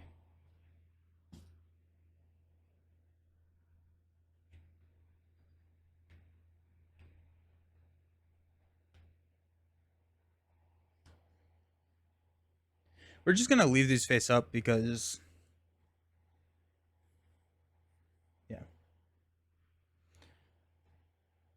No, well, okay, we'll flip it. This is a decoy, and I can look at this one. Okay. Enemy phase, got nothing, so we'll go into the refresh phase. This guy refreshes. We're gonna give him to. No, we're gonna give him to Jack. Stand up. 3, 3. One resource. Jim got a power word. Let's go. Alrighty. Jim has 2, 4, 6, 8, 10 cards, so we are going to get rid of a Clairvoyance and a Holy Rosary. Okay. And then Jack gets a resource and draws into manual dexterity. We got 2, 4, 6, 8 cards here. I don't know if I got it right. It doesn't matter. Okay. Top of the round, we are going to place 1. Jack is going to draw into you cannot play assets or events. That would have been really bad for Jim. Jim is going to draw into Paradimensional Terror. Flip each decoy mini card over, shuffle all concealed mini cards in play, and place them, or we take 1 damage and 1 horror. Okay. We're gonna take 1 damage and 1 horror. Because we got our healing engine online. Okay. We're gonna have Jim go first. We are going to spend 3 money to play Power Word, to Apocalyptic yeah, that. Then we will. That's a fast action. We will give a command. We can give it to all copies. So we're going to have them exhaust and heal. So we're going to heal 2 sanity and 1 health from Jim.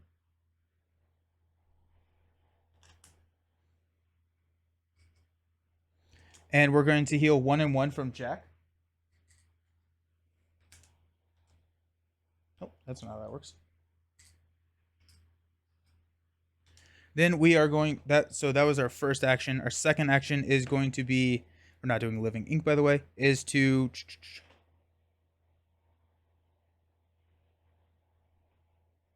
we're We're going to power word again.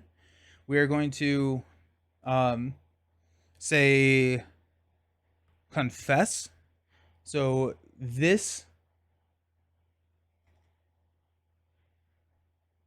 forgot about this guy.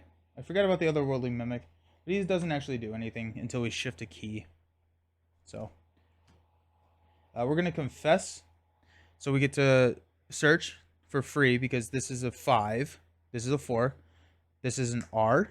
So we know where the R is. And heal again, I guess. So we'll go 1 and 1.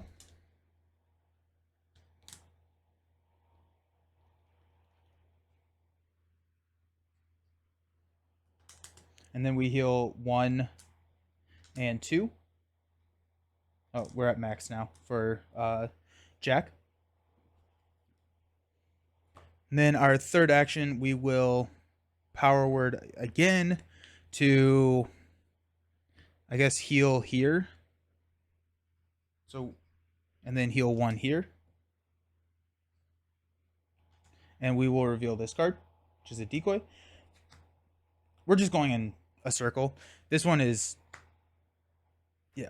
Okay, so these are left and right. Okay, sweet.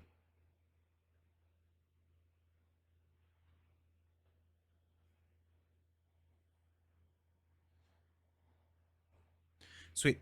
Now let's do Jack's turn. We are going to investigate 6 to 4 here for that concealed card.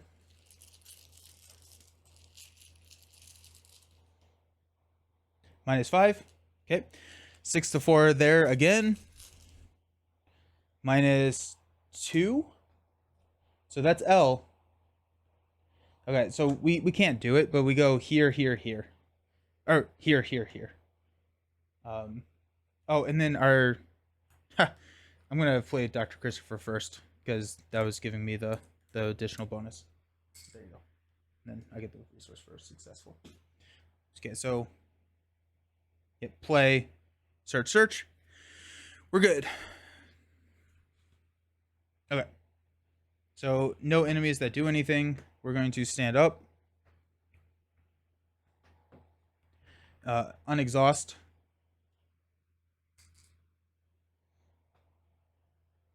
Anything else that is exhausted? Nope, we are good. Did that. We get the money. And a card. It's another power word.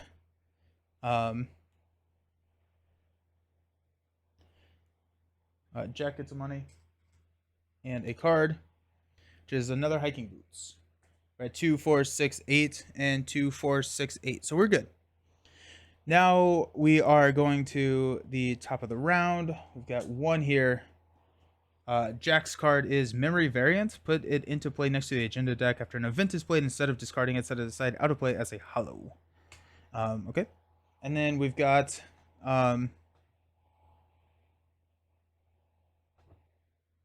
Jim's card is Frozen in Fear. First time you perform move, fight, or evade, it costs 1 additional action. At the end of your turn, test Brain 3. Discard voices from Jack. Yeah, thank you. I can't play assets or events. I couldn't have played Dr. Christopher. I don't know how we want to retcon that. I'm just going to take him back. We'll shuffle these 2 cards. Jim gets Frozen in Fear. Yeah, it's not Jack. We have 4 resources. Okay. Okay, so Jim can just straight up get all of these by himself. Because he can just parlay 3 times. Which means that we can move up here with Jack. If we do that...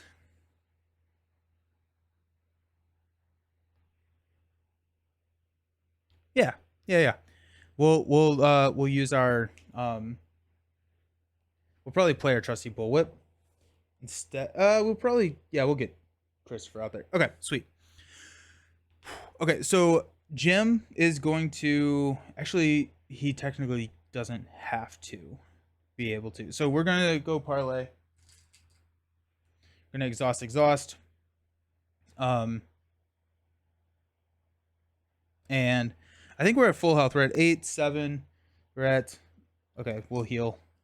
And 8 and 6. No, we don't want to do that. We don't want to heal.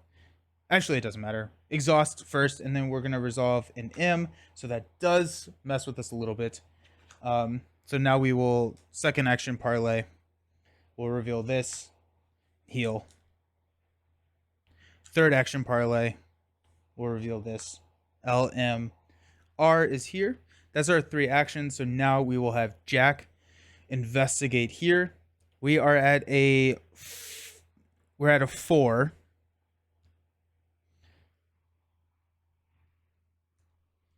No, we're at a 5. We're at a, oh yeah, and we'll just go 5, 6, 7 to 4.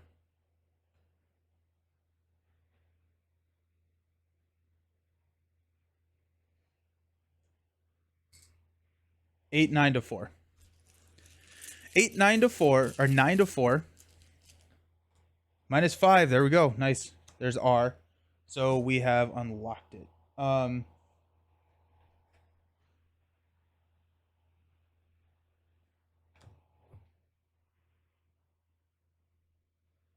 Okay. So that was one action. Second action, we're going to spin the 2 to play our bullwhip.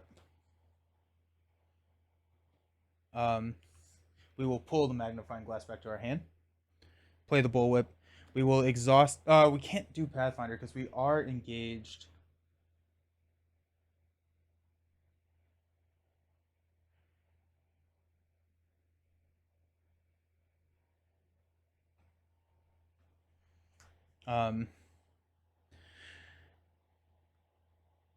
We could test Brain 4.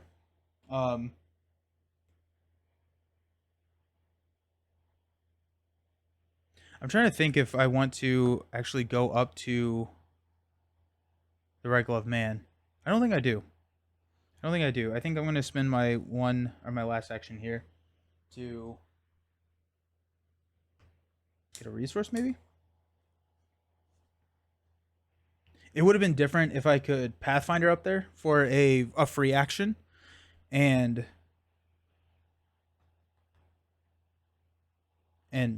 whatever. But if I move up there, I'm assuming he's engaging me and immediately attacking me, and that's just not something I really want to be doing with my life. Okay, so get a resource. That seems so lame.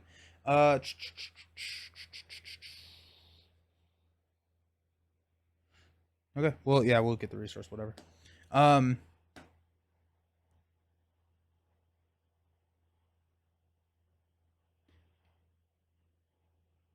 If that if this shuffles, I'm going to be frustrated.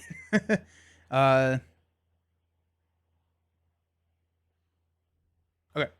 so no enemies that do anything. We will reset actions, unexhaust everything.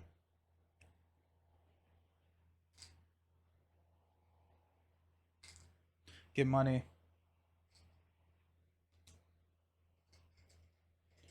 Jack's going to draw a card. Actually, we need to test Brain 3. We are at 6 to 3. Minus 2, so we get rid of Frozen in Fear.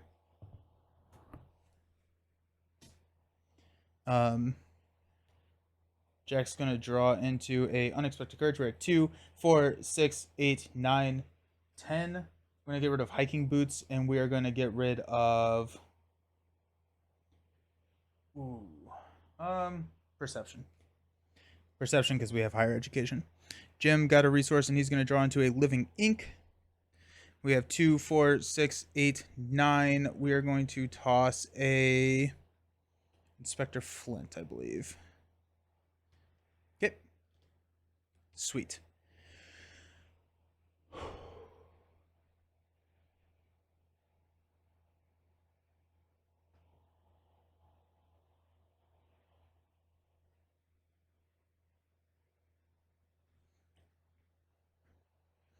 Okay. Top of the round, we're going to add 1 here. Jack gets Ancient Evil, place 1 Doom on the current agenda. We are going to test a will that. We're going to spend 1 resource. Test Brain 3. If you succeed, cancel that card's Revelation effect. So we're at 7 because Living Ink is turned on at this point. I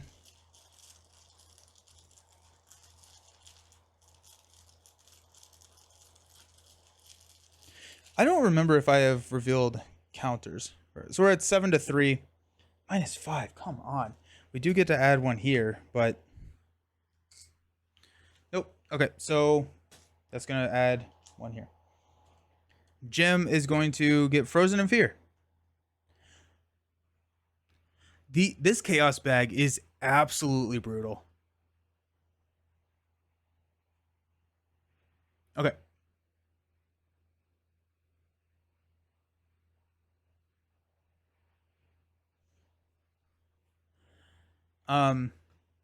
So I think Jack... No, Jim has to go first. Jim has to go first. So let's go ahead and...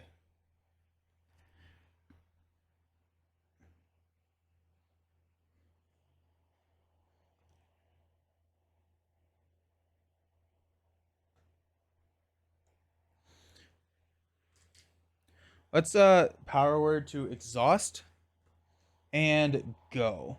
So we're going to send both of these up here. And that just disengages them from Jack, allowing Jack to do more stuff and move for free. So that's my first action for the parlay. Second action, I am going to, with Jim, move up here. When a concealed minicard around Towering Vertex is... okay, let's do this. With with a lot of effort, you practically crawl from the final step in the tower's pinnacle. Twisting crowds of crimson and violet clash in a multi-dimensional sky, infinite gateways to infinite worlds. All of them oblivious, all of them blind, all of them theirs for the taking. You look out upon the world of the outsiders with both awe and pity upon the countless worlds worth of rune they have collected, discarded, forsaken, lost to time. It is a garbage heap of cosmic proportions. The very center lies your foe, who has orchestrated humanity's. Its body only scarcely resembles that of the Regal of man now, with no human face to wear. Its gaze is empty. Expression unknown. Set each concealed minicard outside out of play.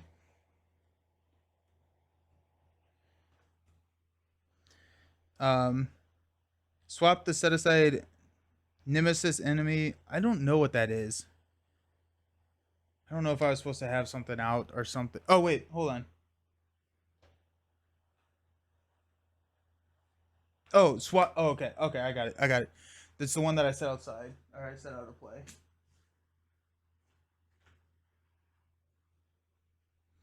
So we're swapping that with... I don't know where any cards are anymore.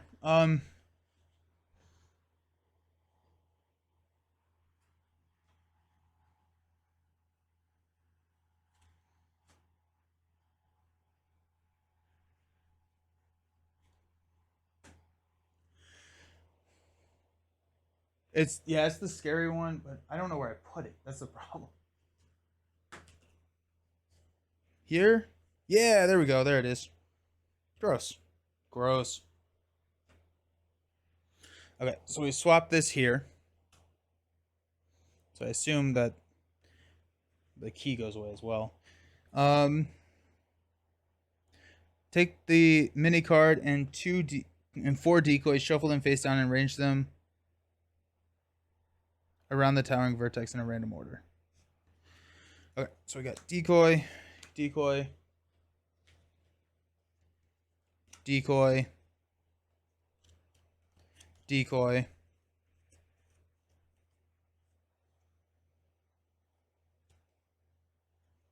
There we go.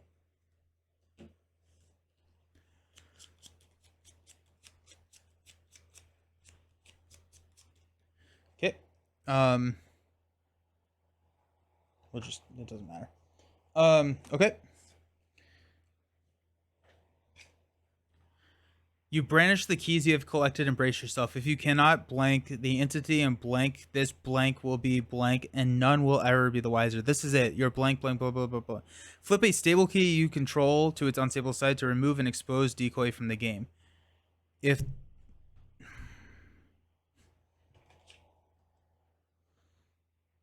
cannot make attacks of opportunity, it gets +3 health. When it would take 1 or more damage from an attack or a player card, choose and reveal a concealed mini card. If it's a decoy, cancel all the damage that it's dealt. The decoy remains in play face up. Otherwise, the damage is dealt as normal. And then flip all revealed mini cards and... That's dumb. Okay, so... When it would take 1 or more damage from an attack, choose and reveal a concealed mini card. If it's a decoy, we cancel all the damage.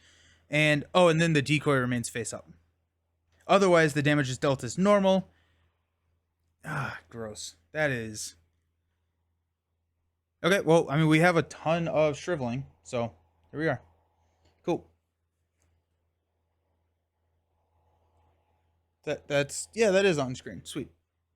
So it is massive, so it is engaged with us. It cannot make attacks of opportunity, so it is just going to swing at us like a truck. But we do have the parlays. We do have the healing, so I think we're in a fairly good state. Let's go ahead and... Oh, he's a 5? Ew. That's a lot. I guess I would have... We'll go ahead and say that we did this. So we will use shriveling. So we're at 7. We're at 10 to 5. And we've got a tablet, which is an auto fail. Cool. Cool. Okay. I guess we'll... No, that was our last one. He is so hard to hit because you have a 33 or 67% chance of whiffing on the attack, and then if you draw a tablet, it's an immediate whiff as well. He's not easy to hit. Hey, Canadian, how's it going?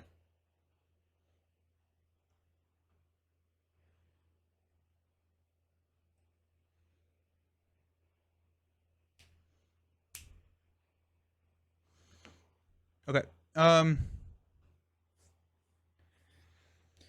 We've got Jack.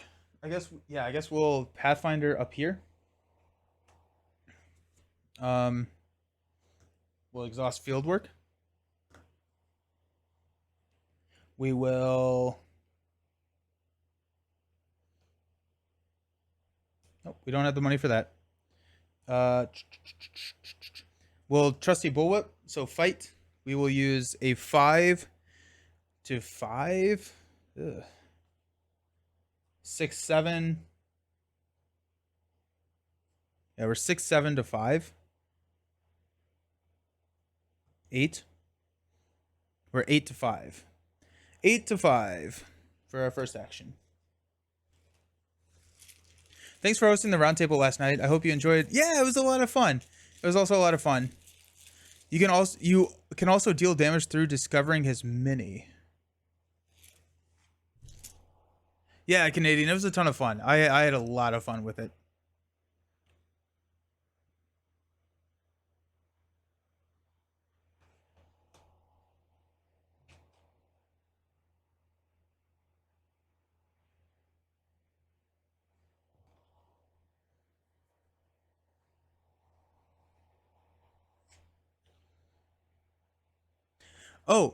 When a concealed mini card around the towering vertex is exposed, if it's the mini card deal at 3 damage, then flip all concealed. If it's a decoy, it remains in play as exposed. Good call. I totally did not catch that. Okay, so in that case...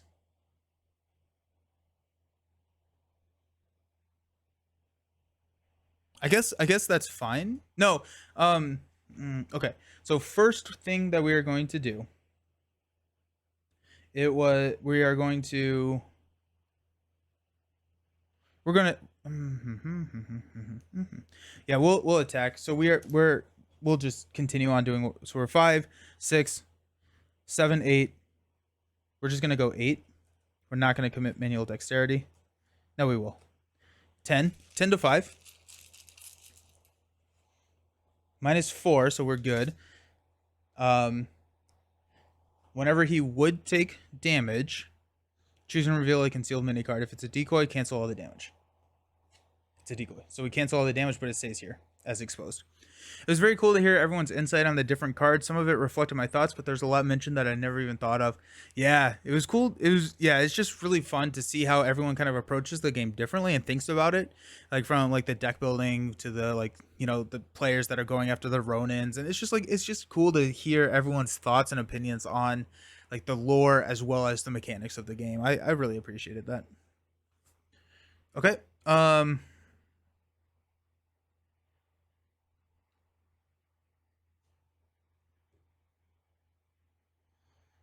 That was one action. Did the mini. We are going to fingerprint kit.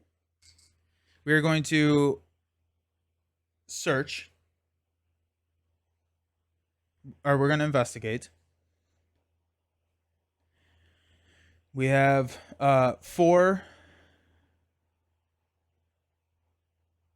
5, 6.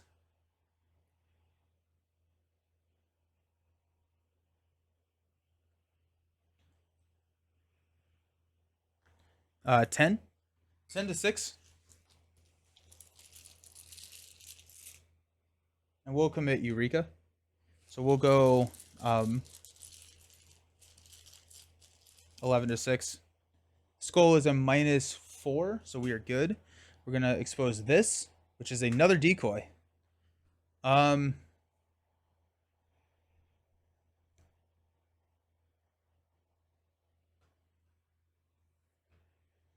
No enemy has damage, so we can't shift this one. We can take 1 direct damage. We're going to shift this key. We're going to each take a direct damage. And then we are going to shift this key. Where am I reading that? Where am I seeing that? Here? For my last action to remove this decoy from the game. Okay. So enemy phase, this thing's going to hit us both for 3/3.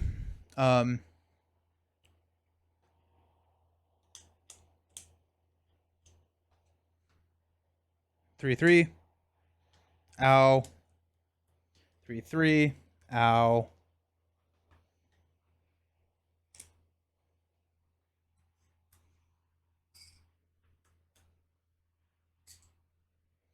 Okay. No other. Well, this guy is going to hunt up here.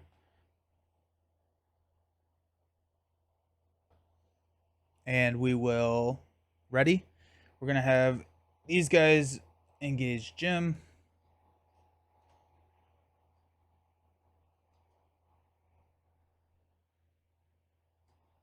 They're engaged with Jim. Reset actions. Get a resource. Draw a card. Granny. We're at 2, 4, 6, 8. And then we've got Jack over here to draw a card, which is manual dexterity, and get a resource. We already gave him that.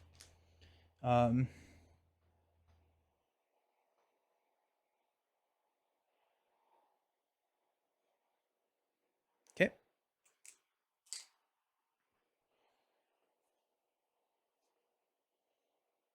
Okay. Top of the round, we're going to add a Doom.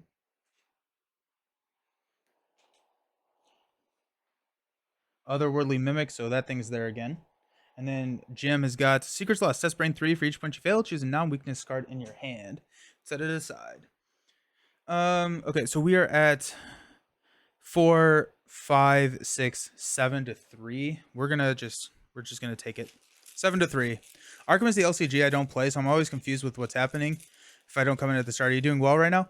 I don't know. I think so. I think like it's gonna be a toss up if the world gets devoured in 2 turns or so. What I will say is that this is not the scenario to want to try and understand everything, because I don't think I even understand everything. This campaign has been significantly more complex than anything else I've played in the past. So I think we're doing well. We have to kill this guy. He has 9 health. and we can deal instances of damage around. But if we reveal one of these cards and it's a decoy, then it prevents all the damage. This is the newest campaign, yeah, Canadian. And so two of these, actually no, there's one of these is his card. So honestly, I really don't think that we're gonna get there, which is a little frustrating. But here we are. Testing 7-3. Wait, yeah, 7-3 -3. We're good.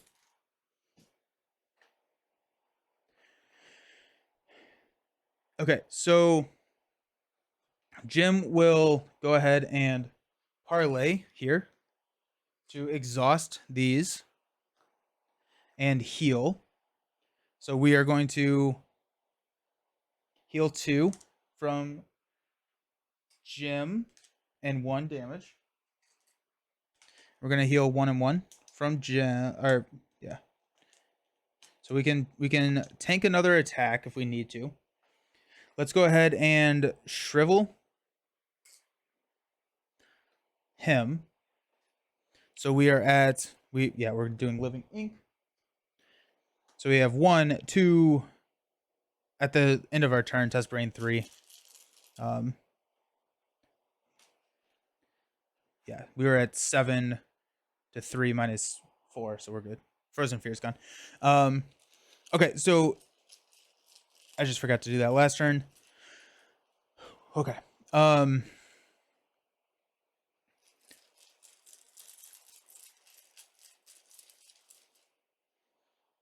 So we're at 1, 2, 3, 7, 10 to 5. 10 to 5. We are going to reveal the skull, which is a -4. No deal. That was action 2. We're going to, I guess we'll do one more. So same thing, 10 to 5.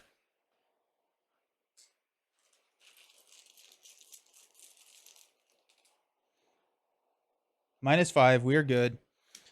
Reveal here. It's a decoy. Are you kidding me? Come on. And we can't get rid of them because these things attack us. We probably should have taken those out earlier. Oh wait, actually, hold on. We succeeded or whatever, but hold on. I'm going to play Power or Storm of Spirits. Yeah, we're gonna play Storm of Spirits.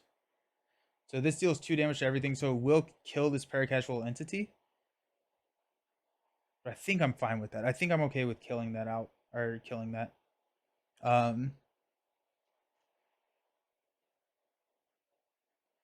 Yeah, so we're going to attack. We're going against a 3. So we're at 7-3.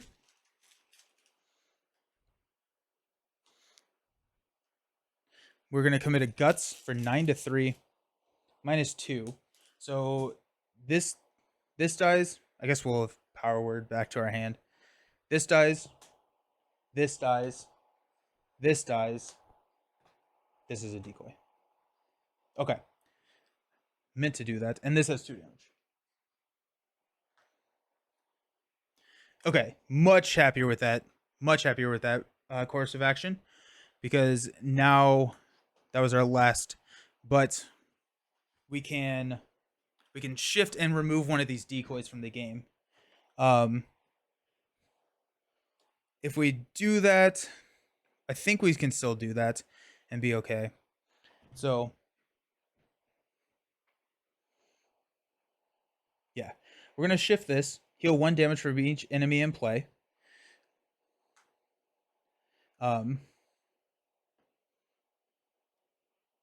Yeah. We're going to shift this. We each take a direct damage, putting Jim in a slightly vulnerable spot, but that's fine. He's fine. He'll be good. Then we will spend our first 2 actions shifting these 2 keys to get rid of these 2 decoys. Last action, we will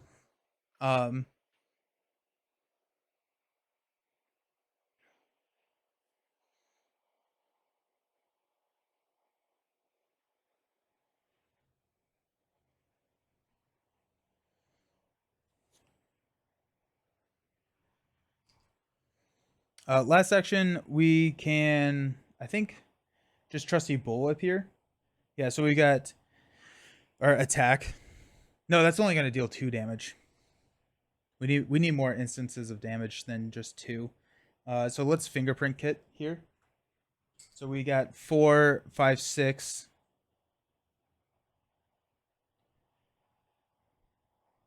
7, 8. 8 to 6 is not good. 10 to 6 is what we've got. We're actually going to commit a magnifying glass again. So 11 to 6. -1. We are good. We're going to reveal this concealed card. That's going to deal 3 damage. And then we will shuffle these back.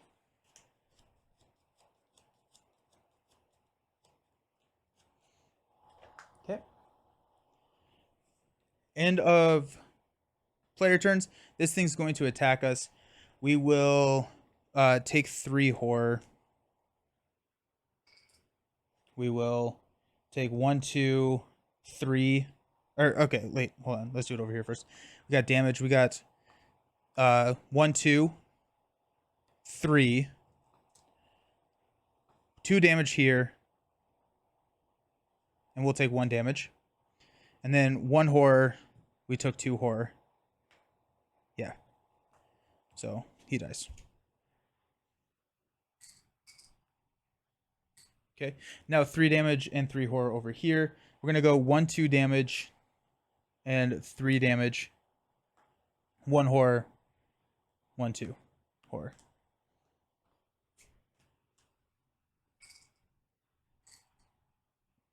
Okay.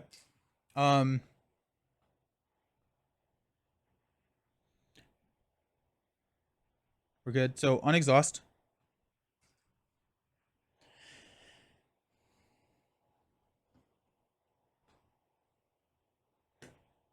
We'll go here. Jim will draw a card into Arcane Initiate and get a resource. 4.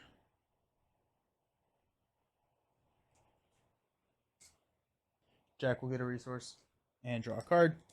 His card is going to be pickpocketing. Sweet. That's exactly what we need at this point. We're going to pickpocket the giant guy up here. We are done with our ancient evils, so I think we should be fine there. Let's go ahead and place a doom. Jack's card is the paracasual entity. Oh wait, hold on. We have 2, 4, 6, 8, and yeah, we're good. So the paracasual entity will engage here. And then when it engages you, look at the top card of your deck. If it's not a weakness, set out of play as a hollow. And then we've got Jim's card is Matter Inversion. Attached to an outsider enemy without a copy of Matter Inversion attached. It gets aloof, retaliate, and gets +1 fight, +1 evade. We're going to give it to this guy, the paracasual entity. Okay. Okay.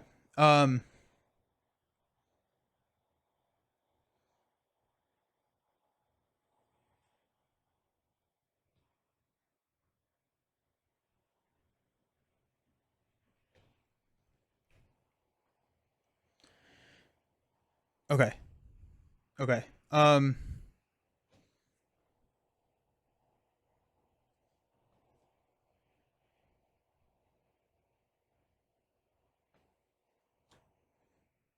So we have to hit him twice more with shriveling. If we do that, I think the best way we can hit him at least once. And I think what we do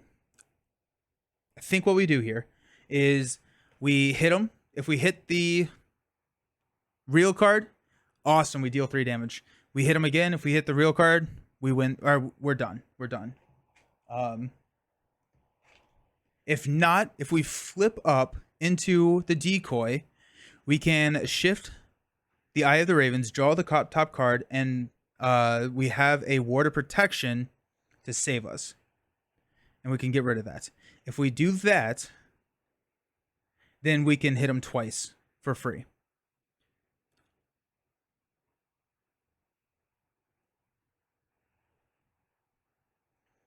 The only issue is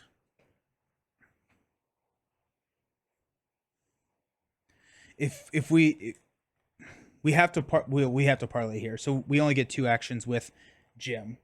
We only get 2 actions with Jim. Oh my gosh. Okay.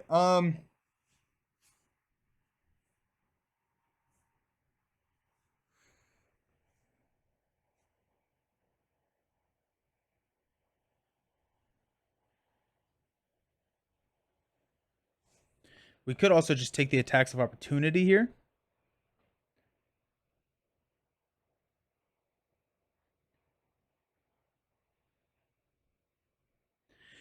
I think Jack goes first. I think Jack can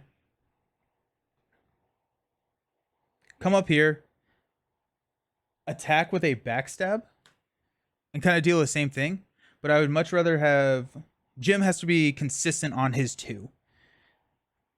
If we get lucky, then the backstab is great. The backstab is awesome.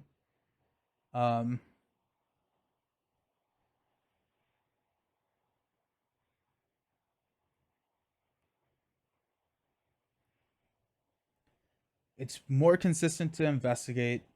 We have a 4, 5, 6, 7, 8, 9, 10. Investigate if we wanted to. 10 to 6 is, I think, the best that we're going to get.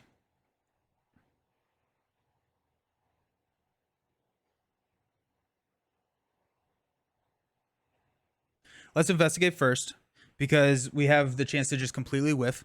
Hey, what's up? How you doing? We are trying to save the world here. Okay, let's do that. Let's let's investigate. So we're at 4, 5, 6, 7, 8, 9. Why did I think I had more?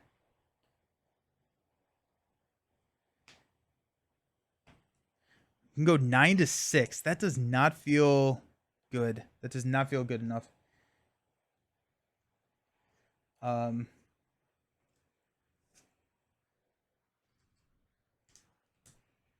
6, 7, 8, 9 to 6. We could go down here. We could hop up here. Okay, hold on. What about this? I was able to get my hands on all the promo cards from me. Oh, nice. That's awesome. Congrats. That's so cool. Which one's your favorite? Okay, if we go down, if we pop back up, we are at fieldwork. That's 1 action to move. Fieldwork puts us at 11 to 6, and we expose. Or we expose, and we can deal a damage. That's 2 actions. We can shift by taking a direct damage and getting rid of that decoy, if that is the case.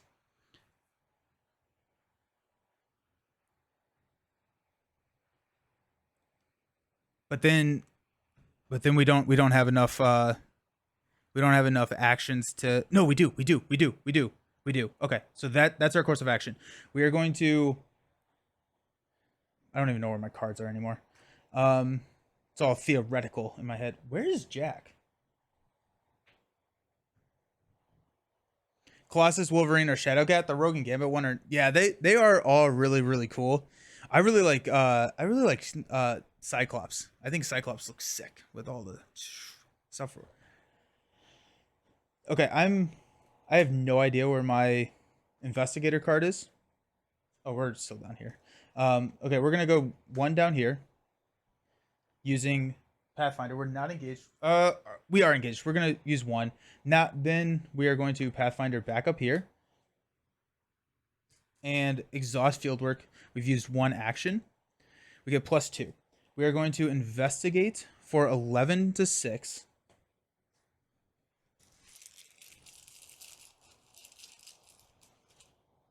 -3, we're good. When I reveal this, that's 3 damage.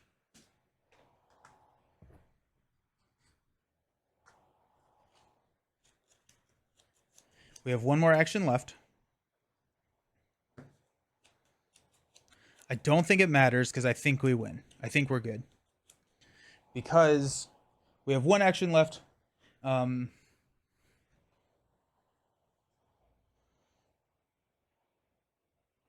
we might as well attack him. Oh, we spent this, by the way. Oh, we don't have any money to do the backstab.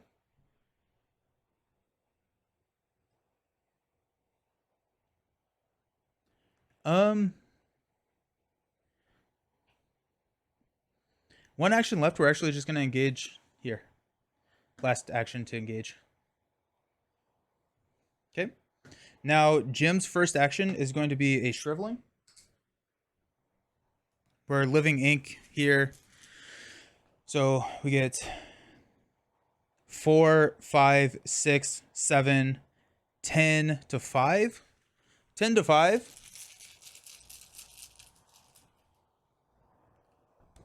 Prevent all damage. No, are you kidding me? No, no, no, no, no, no, no. Okay, we'll do it again. Come on, come on. -4, we are good. Flip, dead. Yeah, we're at 6 out of 7. Yeah. Yeah, that deals the last 3 damage because shriveling deals +2 damage. That is death to him.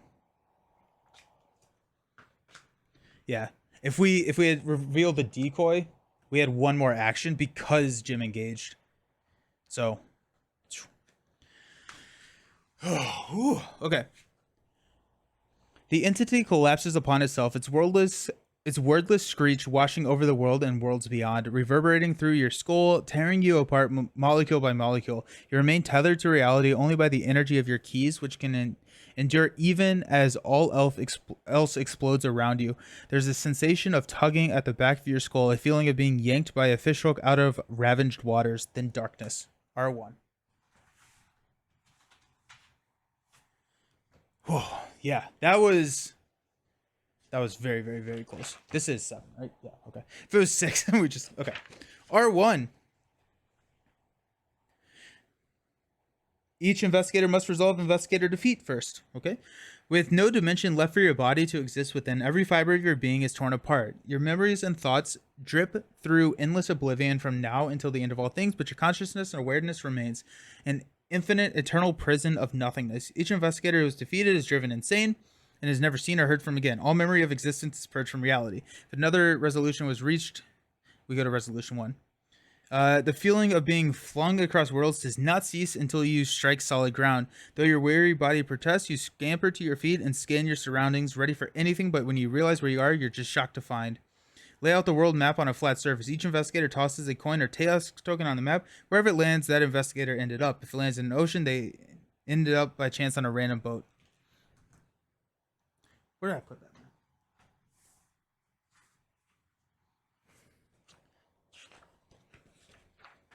Okay.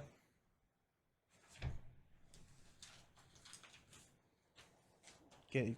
Chaos. Quite the finale, nearing the 4-hour. Yeah. With yesterday. So yesterday's Lord of the Rings stream, I think was over 3 hours. Last night's stream was about 4 hours. Today is 4 hours. I'm ready for a nap. Flip a coin for Jack. We are in Nairobi for Jack, and then Jim is... What is... Now, I have to do this crazy. Somewhere in the Arctic on a boat. In your campaign log, it takes several weeks for you to contact the other members of your cell who survived the collapsing of the Outsider's realm. It seems that at least for now, their scheme has been dismantled. Perhaps a long-earned vacation is in order, but first there is one last order of business to resolve. Record that the Outsiders were stopped. We suffer 2 physical trauma and 2 mental trauma that they may never truly recover from their paradimensional ordeal. We earn experience, we win the campaign, and we proceed to the epilogue. Read the following only if the investigators won the campaign. Talk, Commissioner Taylor commands. You shift in your uncomfortable metal chair, the glaring light of her interrogation lamp nearly blinding you. One wall of the sterile interrogation chambers is covered by a black mirror that reflects you and the commissioner sitting across from a desk from one another, your faces under heavy white light. Knowing the foundation, several operatives are watching and recording your every move from behind the mirror. A thick dossier lies unopened on the desk between you and Taylor. Oh, it is so much reading. It like this campaign has so much. I'm playing through Dunwich with some friends, and it's like the Dunwich intros take like 5 minutes of reading. We didn't start the game. We did not put cards onto the table until an hour into this stream. That's how much reading there was before, and I'm not a fan of that. You've never played this game or watched it for that matter. That is not the norm. That is not the norm at all. I normally it's about 5 minutes and you get to play. You play Marvel Champions, but this is more story driven. It's a campaign, so like you have your investigator instead of a hero, and like throughout the game, you after each game, and typically a campaign is like 6 to 9 games. You get experience and you can level up cards. So there's like level 0 cards, and then there's like upgraded cards that are better. And so I really like the game. It's a really interesting, like cool, like campaign feel. This scenario is not. This scenario is very heavily involved with the story. We'll say that. If the cell joined the coterie, proceed to epilogue 2. Did we join the coterie? I don't actually remember. I don't know. I don't think we did. You find yourself awkwardly repeating events and names as you struggle to relay your experience to the commissioner. Throughout it all, Taylor remains silent, listening to your various rabbit holes and accounts of events with an air of reserve. When you have finished, she slides a glass of water across the desktop towards you. You see a shadowy reflection glimmer within the black mirror of the corner of your eye. Are the campaigns usually this much reading? It seems interesting, but we'll watch you play. No, they're not usually this much reading. Typically before a game, in like all the campaigns before this one, the previous campaign that they put out, this is the newest one, had a good amount of reading, but nowhere near this. And then outside of that, all the other campaigns that I've played, it's 5 minutes, 3 minutes or so. It's 2 paragraphs.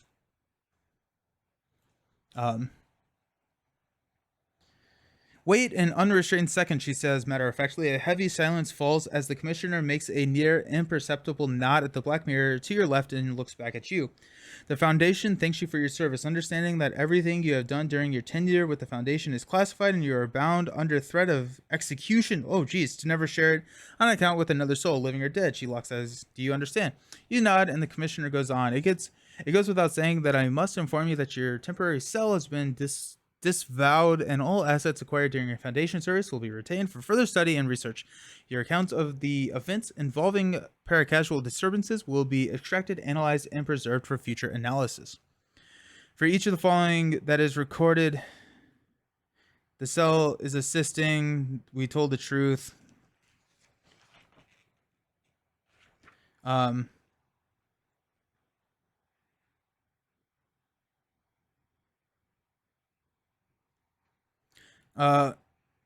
For each one of those, the sub we're not assisting. We did tell the truth to Taylor and Agent Quinn. I don't think we have one.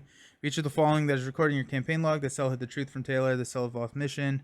Mark 1 tally next to cell deception. The number of tallies, I think it's gonna be, yeah, it's gonna be epilogue 5. Commissioner Taylor opens the dossier in front of her and sets a set of tickets across from you. The table to you. These are one-way tickets that will take you anywhere in the world, no questions asked. Given your troublesome curiosity, I recommend you go somewhere quiet and forgettable. Assume an alias and take up a profession that does not allow you so much free time or thinking. Oh, and stop wearing that, she says, gesturing offhandedly at your appearance. You interrupt and try to explain yourself. The commissioner holds up one hand to silence you. In truth, I must inform you that you're getting off rather easy here. If the higher-ups had their say, you would have been summarily executed for your reckless handling of the case.